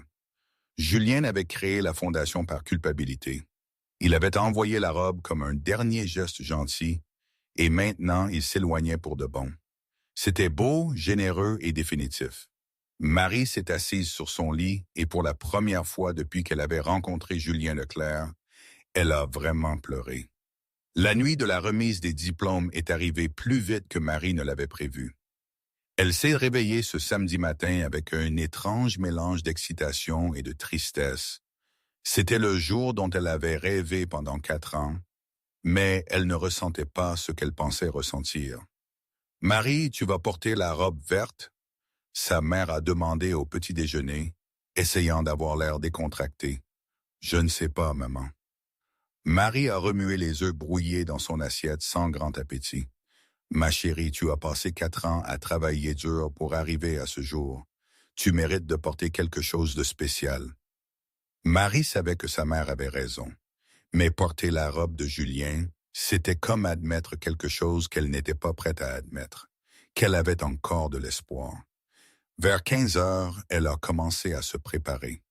Elle a pris une longue douche, s'est fait les ongles, a essayé plusieurs coiffures. Visiblement, elle retardait la décision concernant la robe. Finalement, à 17 heures, elle s'est tenue devant son placard, fixant ses 2 options. Une simple robe noire qu'elle avait achetée l'année précédente ou celle vers émeraude que Julien avait choisie pour elle. « Marie !» Sa mère a appelé de la pièce d'à côté. « Si tu ne te décides pas bientôt, nous serons en retard. »« D'accord, » elle a répondu, attrapant la robe verte. Si c'était un adieu, au moins ce serait mémorable. Quand elle s'est regardée dans le miroir après s'être habillée, Marie a dû l'admettre. Julien avait bon goût. La robe la transformait sans la changer. Elle faisait ressortir sa beauté naturelle sans être excessive, comme si elle avait été faite juste pour elle, ce qui était très probablement le cas. « Oh mon Dieu, Marie !» Sa mère est apparue dans l'embrasure de la porte, appuyée sur sa canne, les larmes aux yeux. « Tu es magnifique. »« Merci, maman. » Marie l'a aidée à s'asseoir sur le lit. « Comment te sens-tu? Es-tu sûre de pouvoir y aller, ma chérie? » « Je ne raterai ta remise de diplôme pour rien au monde, même si je devais emprunter un fauteuil roulant. » Elles ont ri ensemble et pour la première fois de la journée, Marie s'est sentie vraiment heureuse. La cérémonie de remise des diplômes se tenait dans la grande salle de bal de l'hôtel Georges Ficken, en plein cœur de Paris. C'était un espace élégant avec des lustres en cristal et un décor classique, mais pas trop flashy. Quand Marie et sa mère sont arrivées, la salle était déjà pleine de diplômés et de leurs familles. L'énergie festive dans l'air était contagieuse. « Marie !» Camille a couru vers elle, l'air ravissant dans une robe rose pâle. « Tu es incroyable. D'où vient cette robe? » C'est une longue histoire, mais j'irai t'assurer. Oui. Aidant sa mère à trouver une place près de la scène. Eh bien, celui qui te l'a donné a un goût excellent. La cérémonie a commencé précisément à 19 heures. Marie a écouté les discours du doyen, des professeurs, des invités d'honneur, mais son esprit était en partie ailleurs. Elle continuait à jeter des coups d'œil vers l'entrée, une petite partie d'elle, espérant toujours que Julien apparaîtrait. Quand est venu le moment de recevoir son diplôme, Marie est montée sur scène, le cœur battant. Non pas à cause du trac, mais parce qu'elle réalisait que c'était vraiment en train de se produire. Après tant d'années de travail le jour et d'études la nuit, elle obtenait enfin son diplôme. Marie-Charlotte Dubois, licence en administration des affaires avec mention, a annoncé le doyen. La salle a applaudi et Marie a entendu sa mère l'encourager du milieu de la foule. Elle a souri, salué, et pour la première fois depuis des semaines, elle s'est sentie complètement présente dans l'instant. Après la cérémonie officielle, la partie sociale a commencé. Musique, danse, famille bavardant, photos avec les camarades de classe. Marie a essayé de s'amuser, mais n'a pas pu s'empêcher de remarquer tous les couples autour d'elle. Camille dansait avec son petit ami de 2 ans. Robert, l'un de ses camarades de classe, était avec la petite amie qu'il avait soutenue pendant toutes ses études. Même Kevin, le plus timide de leur groupe, était avec une fille qui le regardait comme s'il était l'homme le plus intéressant du monde. Pourquoi cette mine à ta propre fête de remise de diplôme? Camille est apparue à côté d'elle, essoufflée par la danse. Je n'ai pas la mine. Marie a forcé un sourire. Je suis juste pensive. Tu penses à Julien. Je pense à beaucoup de choses. Camille l'a étudié un instant. Tu sais, Marie, parfois les gens font des choses pour des raisons inattendues. Qu'est-ce que tu veux dire? Peut-être que la robe n'est pas un adieu. Peut-être que c'est une invitation. Avant que Marie ne puisse répondre, la musique s'est arrêtée soudainement. Un murmure a traversé la pièce alors que tout le monde se tournait vers l'entrée. Marie a suivi leur regard et a senti son cœur s'arrêter. Julien Leclerc se tenait à l'entrée de la salle de bal, portant le costume le plus élégant qu'elle ait jamais vu. Ce n'était pas flashy, c'était simplement parfait. Il la regardait directement, ignorant les 300 autres personnes dans la pièce. « Mon Dieu » a chuchoté Camille à côté d'elle. « C'est lui ?» Marie ne pouvait pas répondre. Elle laisse rester figée, regardant Julien s'avancer lentement à travers la pièce vers elle. Les gens se sont instinctivement écartés, créant un chemin. Mais ses yeux ne l'ont jamais quitté. Quand il s'est suffisamment approché pour qu'elle puisse voir clairement ses yeux, Julien a souri. Pas le sourire entraîné qu'elle avait vu sur les photos des journaux, mais le vrai, celui qu'elle avait appris à aimer. « Salut Marie », il a dit simplement. « Salut Julien ». Elle a réussi à répondre, toujours sous le choc. « Je pensais que vous voyagiez. »« Oui, j'étais en voyage. Je suis rentré cet après-midi. » Il a jeté un coup d'œil autour de la salle, puis l'a regardé à nouveau. « Je n'aurais manqué votre remise de diplôme pour rien au monde. » Toute la pièce observait maintenant, mais ni Marie ni Julien ne semblaient le remarquer. « Vous êtes magnifique », a dit Julien, et il y avait quelque chose de différent dans sa voix, une sorte de certitude qu'elle n'avait jamais entendue auparavant. « Merci pour la robe. » Marie a essayé de garder sa voix stable. Elle était bien trop jolie pour la refuser. « Marie, j'ai quelque chose à dire. » Julien s'est rapproché devant tout le monde parce que je veux que le monde entier le sache. « Julien, non. Laissez-moi parler. » Il a pris une profonde inspiration et Marie a remarqué qu'il était nerveux. « Il y a 4 mois, j'étais complètement perdu. Riche, oui. Réussissant en affaires, oui. Mais complètement vide à l'intérieur. Les gens à proximité ont commencé à se rapprocher un peu, curieux, mais gardant toujours une distance respectueuse. Puis vous êtes entré dans ma vie et vous avez tout changé, » a continué Julien, sa voix devenant plus ferme. « Vous m'avez appris que l'argent n'achète pas le caractère. Vous m'avez montré que la vraie générosité vient du cœur, pas du portefeuille. Et vous m'avez appris que le véritable amour signifie devenir une meilleure personne, pas essayer d'impressionner quelqu'un. » Marie a senti les larmes lui monter aux yeux.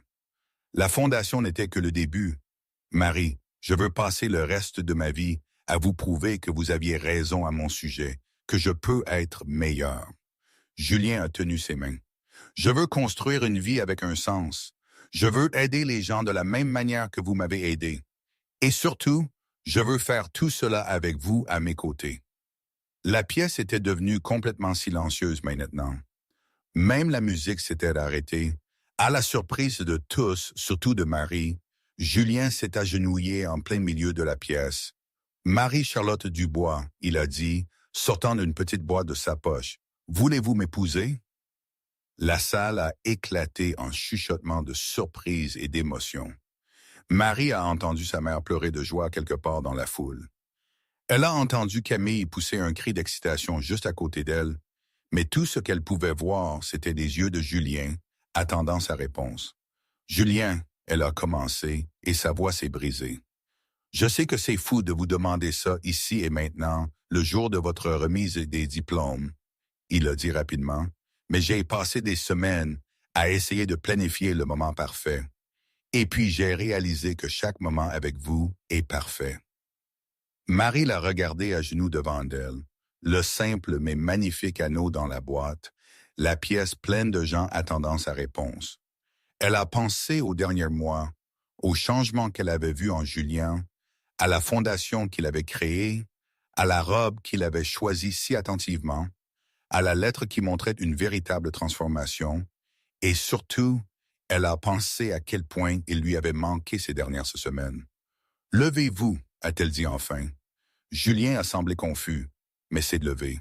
« Les gens nous regardent, et vous savez à quel point je déteste être le centre de l'attention. » Marie a souri à travers ses larmes. « Alors oui, Julien Leclerc. » Elle a dit assez fort pour que toute la pièce entende. « Je vous épouserai. » La salle a éclaté en applaudissements et en acclamations.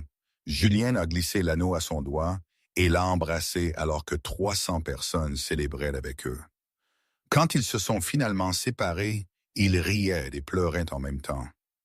« Je n'arrive pas à croire que vous ayez fait ça. » Marie a secoué la tête. « À ma remise des diplômes, devant tout le monde. Je voulais qu'il sache et que je ne plaisante pas. » Julien a dit, prenant son visage dans ses mains. « Que c'est réel, c'est pour toujours. Vous êtes sûr? » a-t-elle demandé.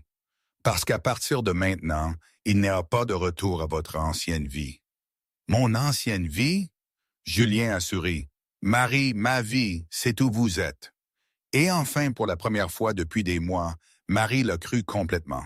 Les minutes qui ont suivi le oui de Marie ont été un flou d'émotions, de câlins et de félicitations. Camille l'a presque renversé d'excitation. Sa mère riait et pleurait en même temps, et des collègues qu'elle connaissait à peine sont venus la féliciter avec de sincères sourires. « Je n'arrive pas à croire que tu aies fait ça ici. » Marie répétait à Julien, secouant la tête en admirant l'anneau à son doigt. « À ma remise de diplôme, devant la moitié du monde. »« Je voulais que tout le monde sache que je suis sérieux, » a dit Julien, en lui arrangeant doucement une mèche de cheveux qui s'était détachée dans toute l'agitation. « D'ailleurs, tu dis que tu détestes être le centre de l'attention. Mais regarde-toi maintenant, tu rayonnes. Vous dites que j'aime le drame, Monsieur Leclerc? Je dis que tu as l'air radieuse. Future Madame Leclerc. » Marie a ri, ressentant une légèreté qu'elle n'avait pas ressentie depuis des mois. « Future Madame Leclerc, j'ai encore du mal à m'habituer à ça. »« Nous avons le temps, » a dit Julien tenant sa main. « Toute une vie. » Le DJ, sentant le moment, a mis une chanson lente et romantique. Les gens dans la salle ont naturellement fait de la place au centre, créant une piste de danse impromptue. « Voudriez-vous danser avec votre fiancé? » a demandé Julien, lui tendant la main.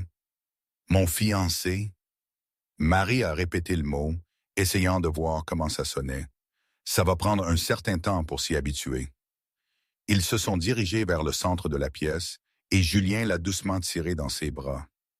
Marie a posé sa tête sur son épaule, se laissant enfin complètement détendre. « Tu sais, » a-t-elle chuchoté à son oreille, « je n'ai jamais imaginé que ma nuit de remise de diplôme se terminerait par une demande en mariage. Et je n'ai jamais imaginé que je demanderais en mariage quelqu'un qui m'a d'abord rejeté à cause de champagne cher. Tu te souviens de ça? » Marie a levé la tête pour le regarder. « Je me souviens de chaque mot que tu m'as dit depuis le tout premier jour, » a dit Julien, la faisant doucement tourner. « Surtout la partie sur l'eau pétillante. À ma décharge, c'est toujours juste de l'eau pétillante. À ma décharge, tu avais absolument raison. » Ils ont ri ensemble, dansant comme s'ils étaient les deux seules personnes dans la pièce. D'autres couples les ont rejoints, mais Marie les a à peine remarqués.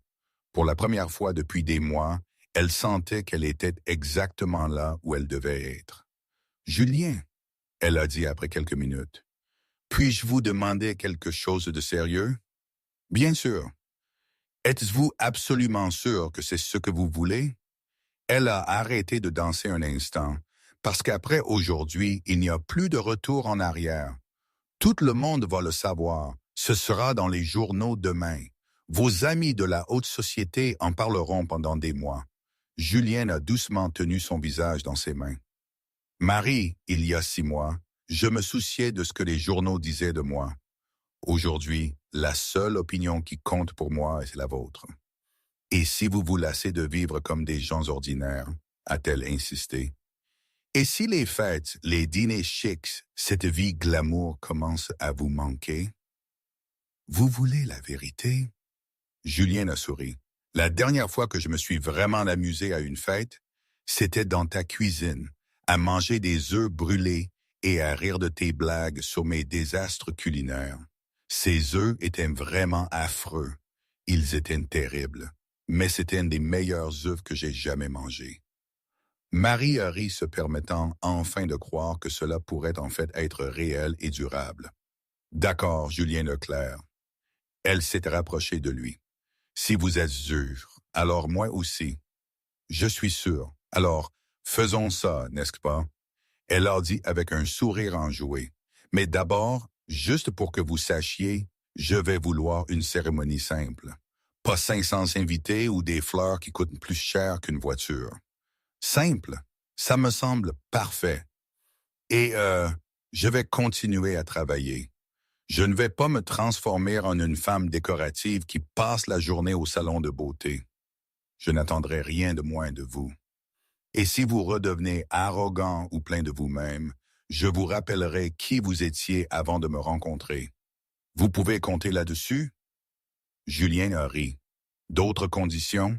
Oui. Marie s'est penchée et a chuchoté à son oreille. Vous allez devoir apprendre à vraiment cuisiner. Je ne peux pas passer le reste de ma vie à vous secourir des feux de cuisine. Ce sera la partie la plus difficile de ce mariage. Ils ont recommencé à danser, perdus dans leur propre bulle de bonheur.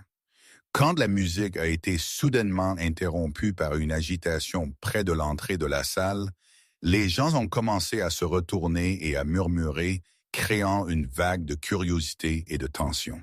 « Qu'est-ce qui se passe ?» a demandé Marie, essayant de voir par-dessus la foule. Julien a regardé vers l'entrée et son visage s'est tendu. Des problèmes. Sophie Lambert venait d'entrer dans la pièce, flanquée de deux hommes en costume que Marie ne reconnaissait pas. Elle avait l'air impeccable comme toujours, mais il y avait quelque chose de différent dans son expression.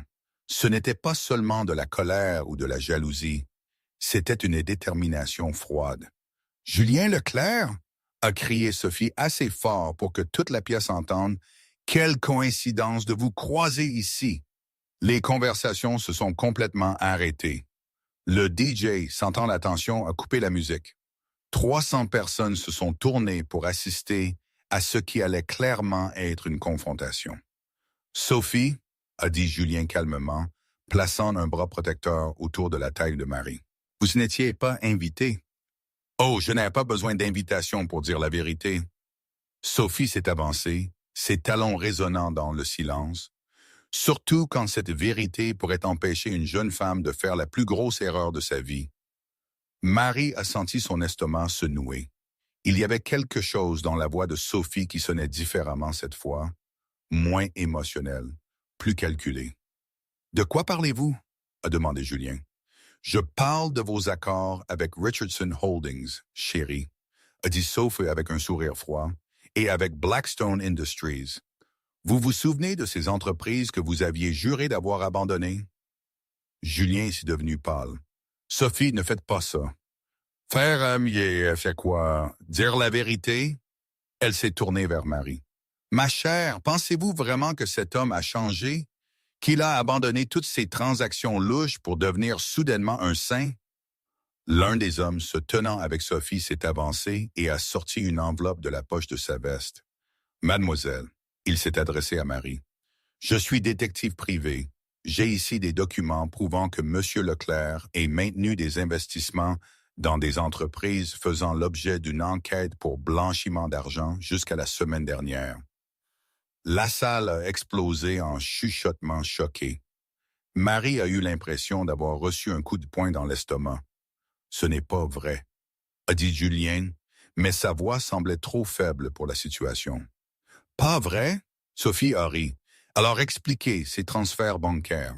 Expliquez les réunions que vous avez eues avec Charles Richardson en prétendant lancer votre fondation caritative. » Elle a jeté des photos sur la table la plus proche. Même de loin, Marie a pu voir Julien quittant un bâtiment commercial, clairement en réunion d'affaires. Julien, Marie s'est tournée vers lui, cherchant dans ses yeux une explication. Dis-moi que ce n'est pas vrai. Marie, je peux expliquer. Expliquer quoi? Sophie a interrompu.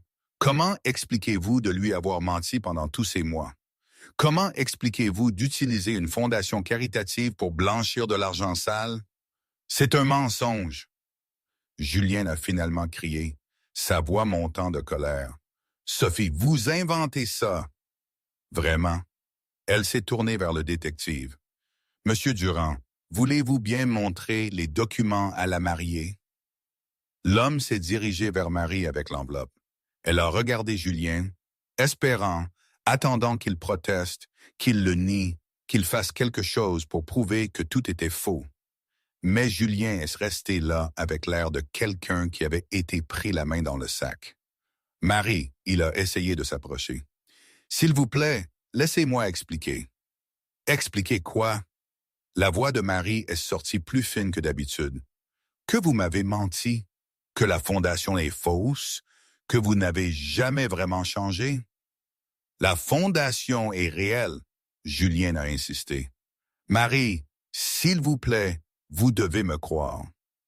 Mais le mal était fait. Toute la pièce regardait en silence tendu. Marie a regardé autour d'elle et a vu les visages choqués de ses camarades de classe, l'inquiétude sur le visage de sa mère et la satisfaction est peine dissimulée sur celui de Sophie. Marie a commencé, mais sa voix s'est brisée. J'ai besoin d'un moment. Elle a couru vers la sortie, laissant derrière elle 300 personnes incrédules. Un Julien désespéré essayant de la suivre et une Sophie victorieuse souriante. La remise de diplôme qui aurait dû être le jour le plus heureux de la vie de Marie s'était transformée en le pire cauchemar qu'elle puisse imaginer. Marie n'est arrivée que dans le couloir de l'hôtel avant que ses jambes ne lâchent. Elle s'est appuyée contre le mur, essayant de respirer, d'essayer de comprendre ce qui venait de se passer.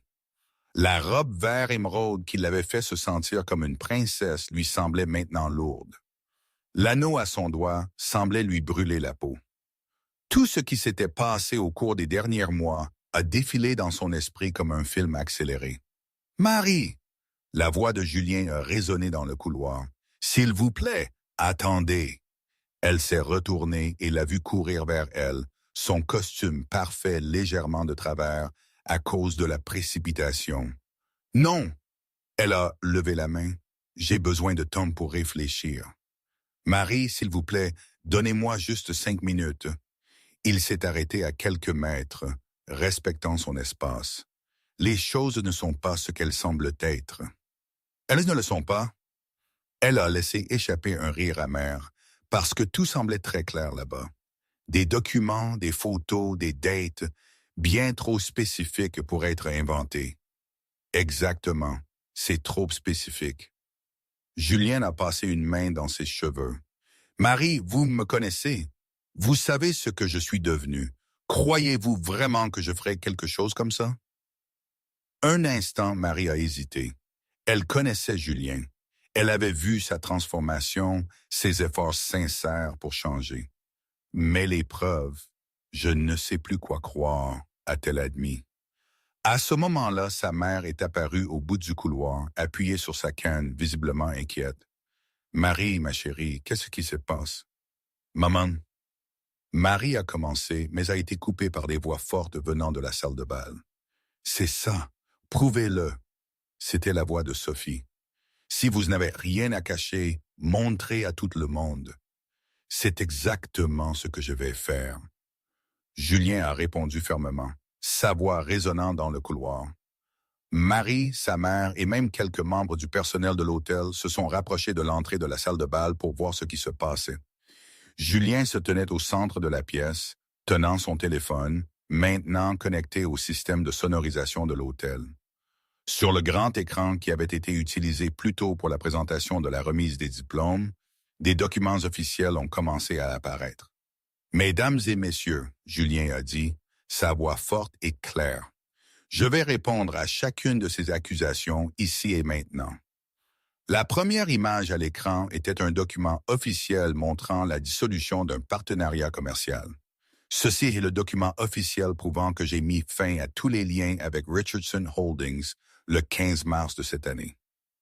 Julien a montré la date, 3 semaines avant que je ne rencontre Marie. Des murmures se sont répandus dans la pièce. Sophie semblait visiblement mal à l'aise. Ça pourrait être falsifié, a-t-elle crié. Ça pourrait, Julien a calmement convenu, mais pas ça. L'image suivante était un enregistrement d'écran d'un site web gouvernemental officiel montrant des registres commerciaux publics. Voici les registres publics accessibles à tous, prouvant que je me suis débarrassé de tous les investissements douteux. Il est passé à l'écran suivant. Et voici la documentation officielle de la Fondation Leclerc pour l'éducation, enregistrée auprès du département des organisations à but non lucratif de la Ville de Paris. Le détective debout avec Sophie s'est agité inconfortablement. Quant aux photos, Julien a continué, sa voix gagnant en force. Celle-ci a été prise le jour où je suis allé pour la dernière fois au bureau de Charles Richardson, non pas pour faire des affaires, mais pour lui remettre personnellement les documents de dissolution de notre partenariat. Il a montré une photo sur son propre téléphone, horodatée et géolocalisée, montrant les documents remis. Et à propos des prétendues réunions récentes, Julien a regardé directement Sophie. Je peux prouver où j'étais à chacune des dates mentionnées par M. Durand. Marie regardait tout depuis le couloir, son cœur battant vite. L'espoir grandissait en elle, mais elle restait prudente. Julien continuait de montrer des documents, des relevés bancaires prouvant des investissements propres dans la fondation, des emails avec des avocats, des dates qui correspondaient parfaitement à sa version des événements. Monsieur Durand, Julien s'est tourné vers le détective.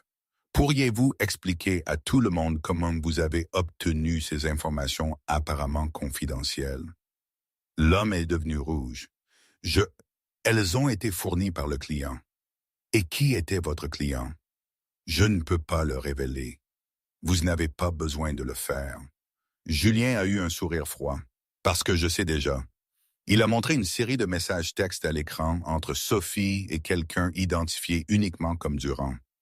Ces messages m'ont été envoyés par erreur hier lorsque Mlle Lambert a essayé d'envoyer des instructions à son détective. Julien a lu à haute voix. Il faut que ça ait l'air convaincant. Utilisez les vieilles photos et mélangez-les avec des dates récentes. Il ne pourra pas se défendre à temps.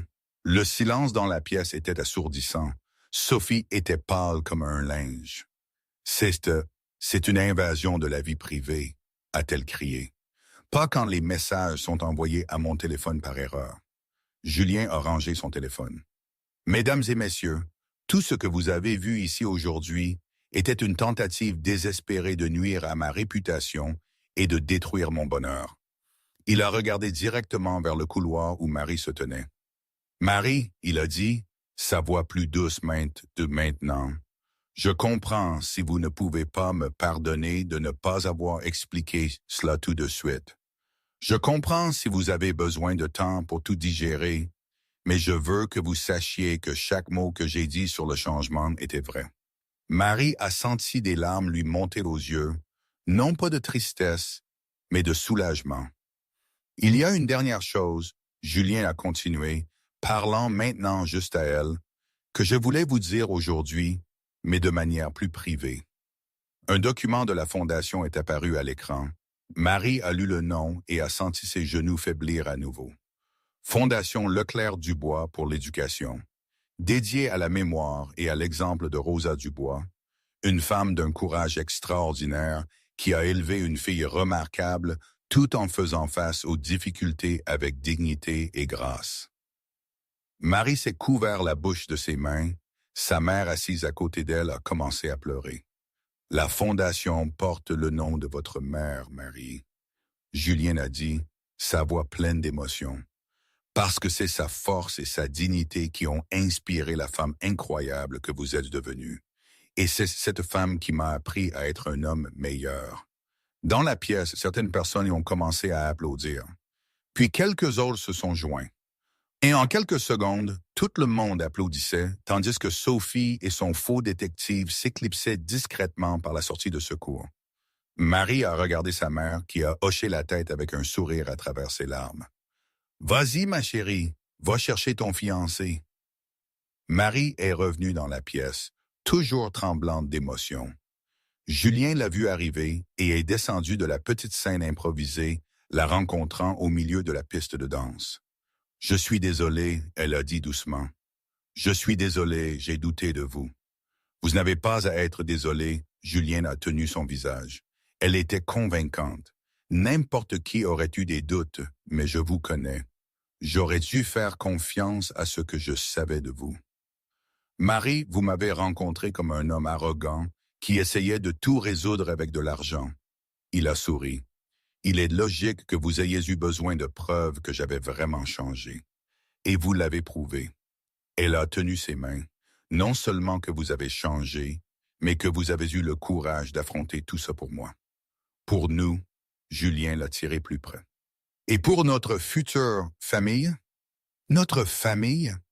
Marie a répété, aimant la façon dont ça sonnait. Cela inclut ma mère? Surtout votre mère. Elle va être ma belle-mère préférée. Elle va être ta seule belle-mère, espèce d'idiot. Encore mieux. Ils ont ri ensemble, et Marie a enfin eu l'impression de pouvoir respirer normalement à nouveau. Julien, oui, la fondation porte vraiment le nom de ma mère. Oui, et elle a déjà approuvé des bourses pour 50 étudiants au premier semestre. Il a souri fièrement. Votre mère va laisser un héritage incroyable. Marie a regardé autour de la salle de bal, voyant ses camarades de classe sourire. Sa mère pleurait de fierté, et elle a réalisé qu'elle n'avait pas seulement obtenu son diplôme ce jour-là. Elle avait trouvé son avenir. Alors elle a dit, jouant avec l'anneau à son doigt, « Quand est-ce qu'on se marie? Quand tu veux. » Et si je veux demain? Julien a ri. Demain, c'est peut-être un peu précipité, mais on fera en sorte que ça marche. Je plaisantais. Marie l'a embrassé rapidement. Mais pas vraiment. Je ne vais pas attendre longtemps pour vous épouser, Julien Leclerc. Moi non plus, future Madame Leclerc. Moi non plus. Et enfin, après tous les malentendus, les doutes et les obstacles, ils étaient exactement là où ils étaient censés être. Ensemble. Avec la vérité entre eux et un avenir radieux. 6 mois après la remise des diplômes qui a failli virer au désastre, Marie Leclerc, elle s'habitait encore à son nouveau nom de famille, s'est réveillée un samedi matin à l'odeur de quelque chose qui brûlait venant de la cuisine. « Julien Leclerc !» a-t-elle crié, sautant du lit. « Si tu mets le feu à notre cuisine encore une fois, je demande le divorce avant même 1 mois de mariage. » Sa voix est venue légèrement embarrassée. Techniquement, ce n'est pas en feu, c'est juste très grillé. Marie a dévalé les escaliers de la nouvelle maison qu'ils avaient achetée à Montmartre. Ce n'était pas un penthouse comme l'ancien appartement de Julien, mais c'était parfait. 3 chambres, un petit jardin où elle plantait des tomates et une grande cuisine, juste ce qu'il fallait pour les aventures culinaires de son mari. Dans la cuisine, elle a trouvé Julien debout devant la cuisinière, tenant une spatule comme une arme, fixant ce qui était censé être des pancakes. Marie, à ma décharge, la recette ne disait pas que la chaleur moyenne signifie différentes choses sur différentes cuisinières. Julien, mon amour, elle a embrassé sa joue, essayant de ne pas rire. La chaleur moyenne signifie la même chose sur chaque cuisinière. La différence, c'est que tu as un don spécial pour transformer n'importe quoi en charbon. Au moins, je suis constant. Il a raclé les pancakes brûlés dans la poubelle. Tu veux que je commande le petit déjeuner chez Georges? Je veux que tu continues d'essayer. Marie a ressorti les ingrédients. Parce que quand nous aurons des enfants, ils devront savoir que leur père a au moins essayé de ne pas les affamer. Quand nous aurons des enfants... Julien s'est figé au milieu de son mouvement, souriant. Est-ce votre façon de me dire quelque chose? Pas encore. Elle a rougi un peu. Mais un jour, et quand ce jour viendra, tu devras savoir faire des pancakes sans brûler la maison. Ils ont passé le reste de la matinée à essayer de préparer un petit déjeuner décent. Julien a réussi à faire des pancakes qui n'étaient que légèrement brûlés, ce qui pour lui était pratiquement un chef-d'œuvre culinaire. Tu sais, Marie a dit, mangeant un pancake qui avait encore un peu le goût de fumée, Je n'aurais jamais pensé passer mes samedis matins à apprendre à un ancien millionnaire à ne pas mettre le feu à la cuisine. Ancien millionnaire. Julien a fait semblant d'être offensé. Je suis toujours techniquement un millionnaire. J'ai juste changé la façon dont j'utilise l'argent. Et c'était vrai.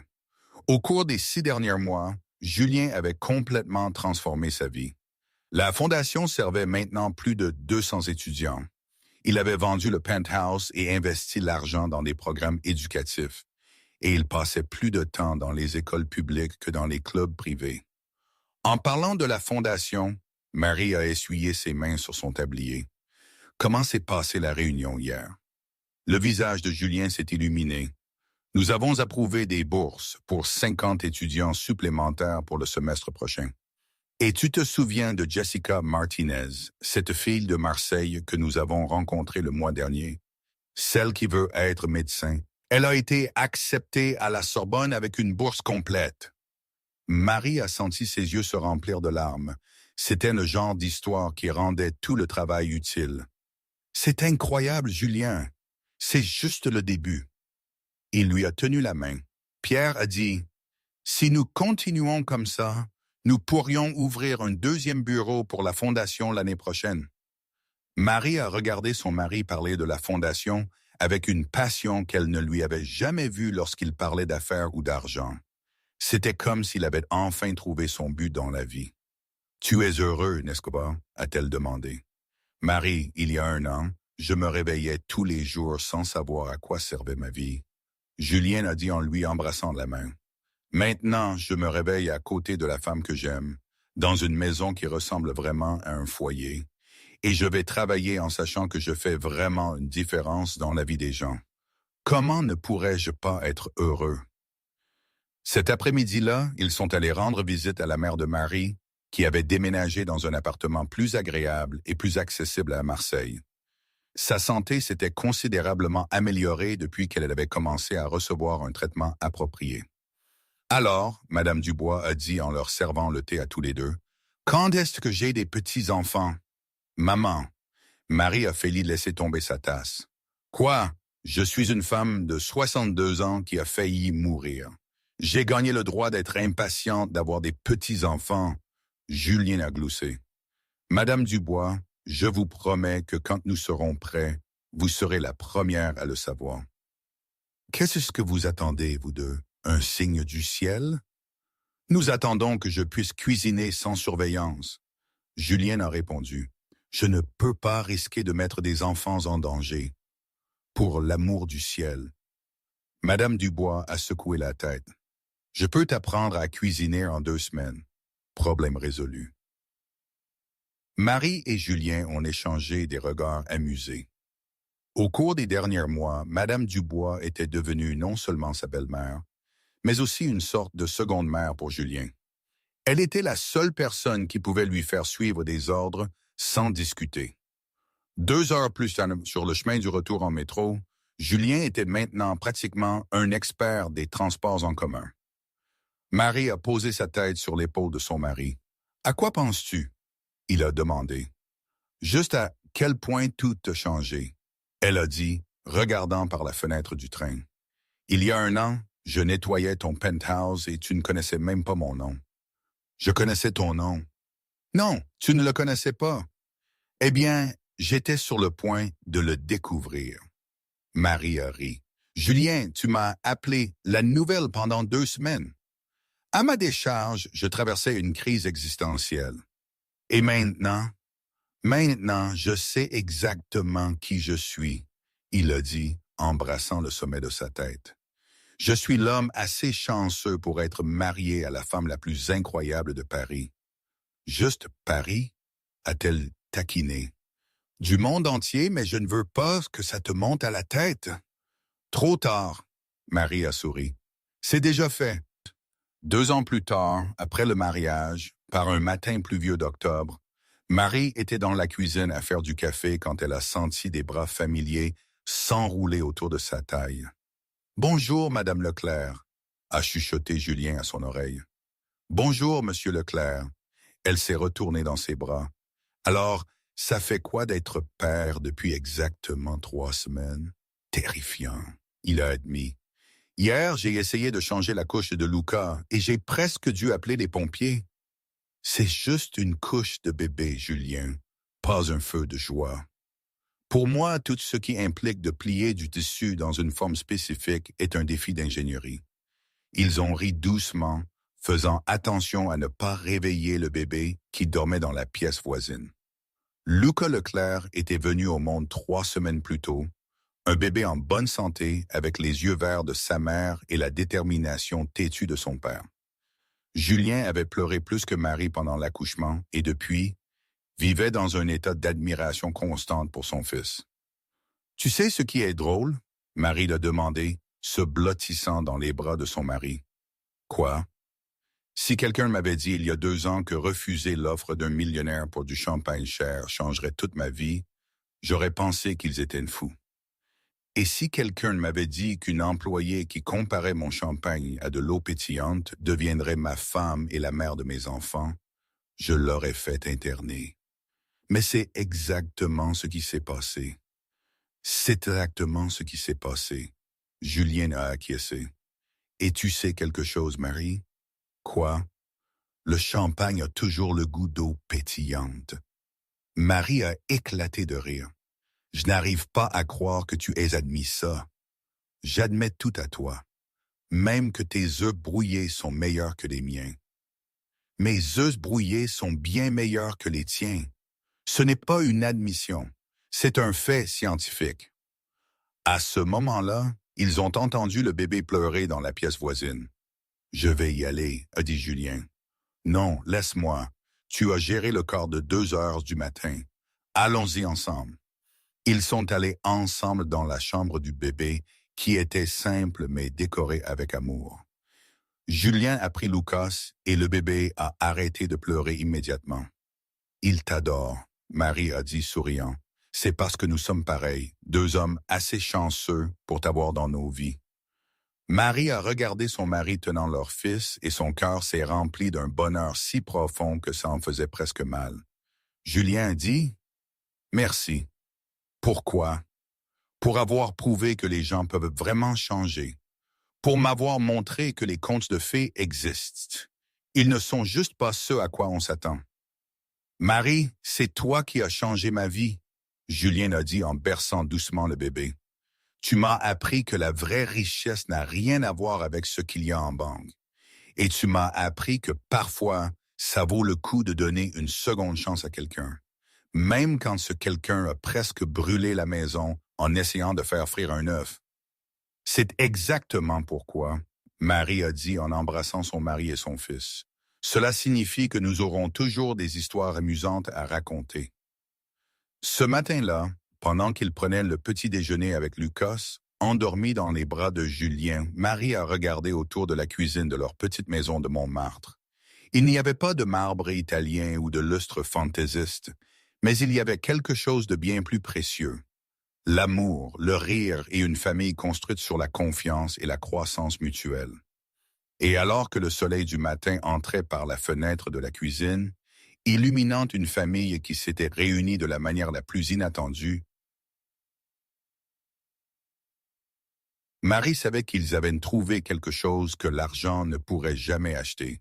Un véritable amour construit sur le respect, le développement personnel et le courage de devenir de meilleures personnes l'un pour l'autre.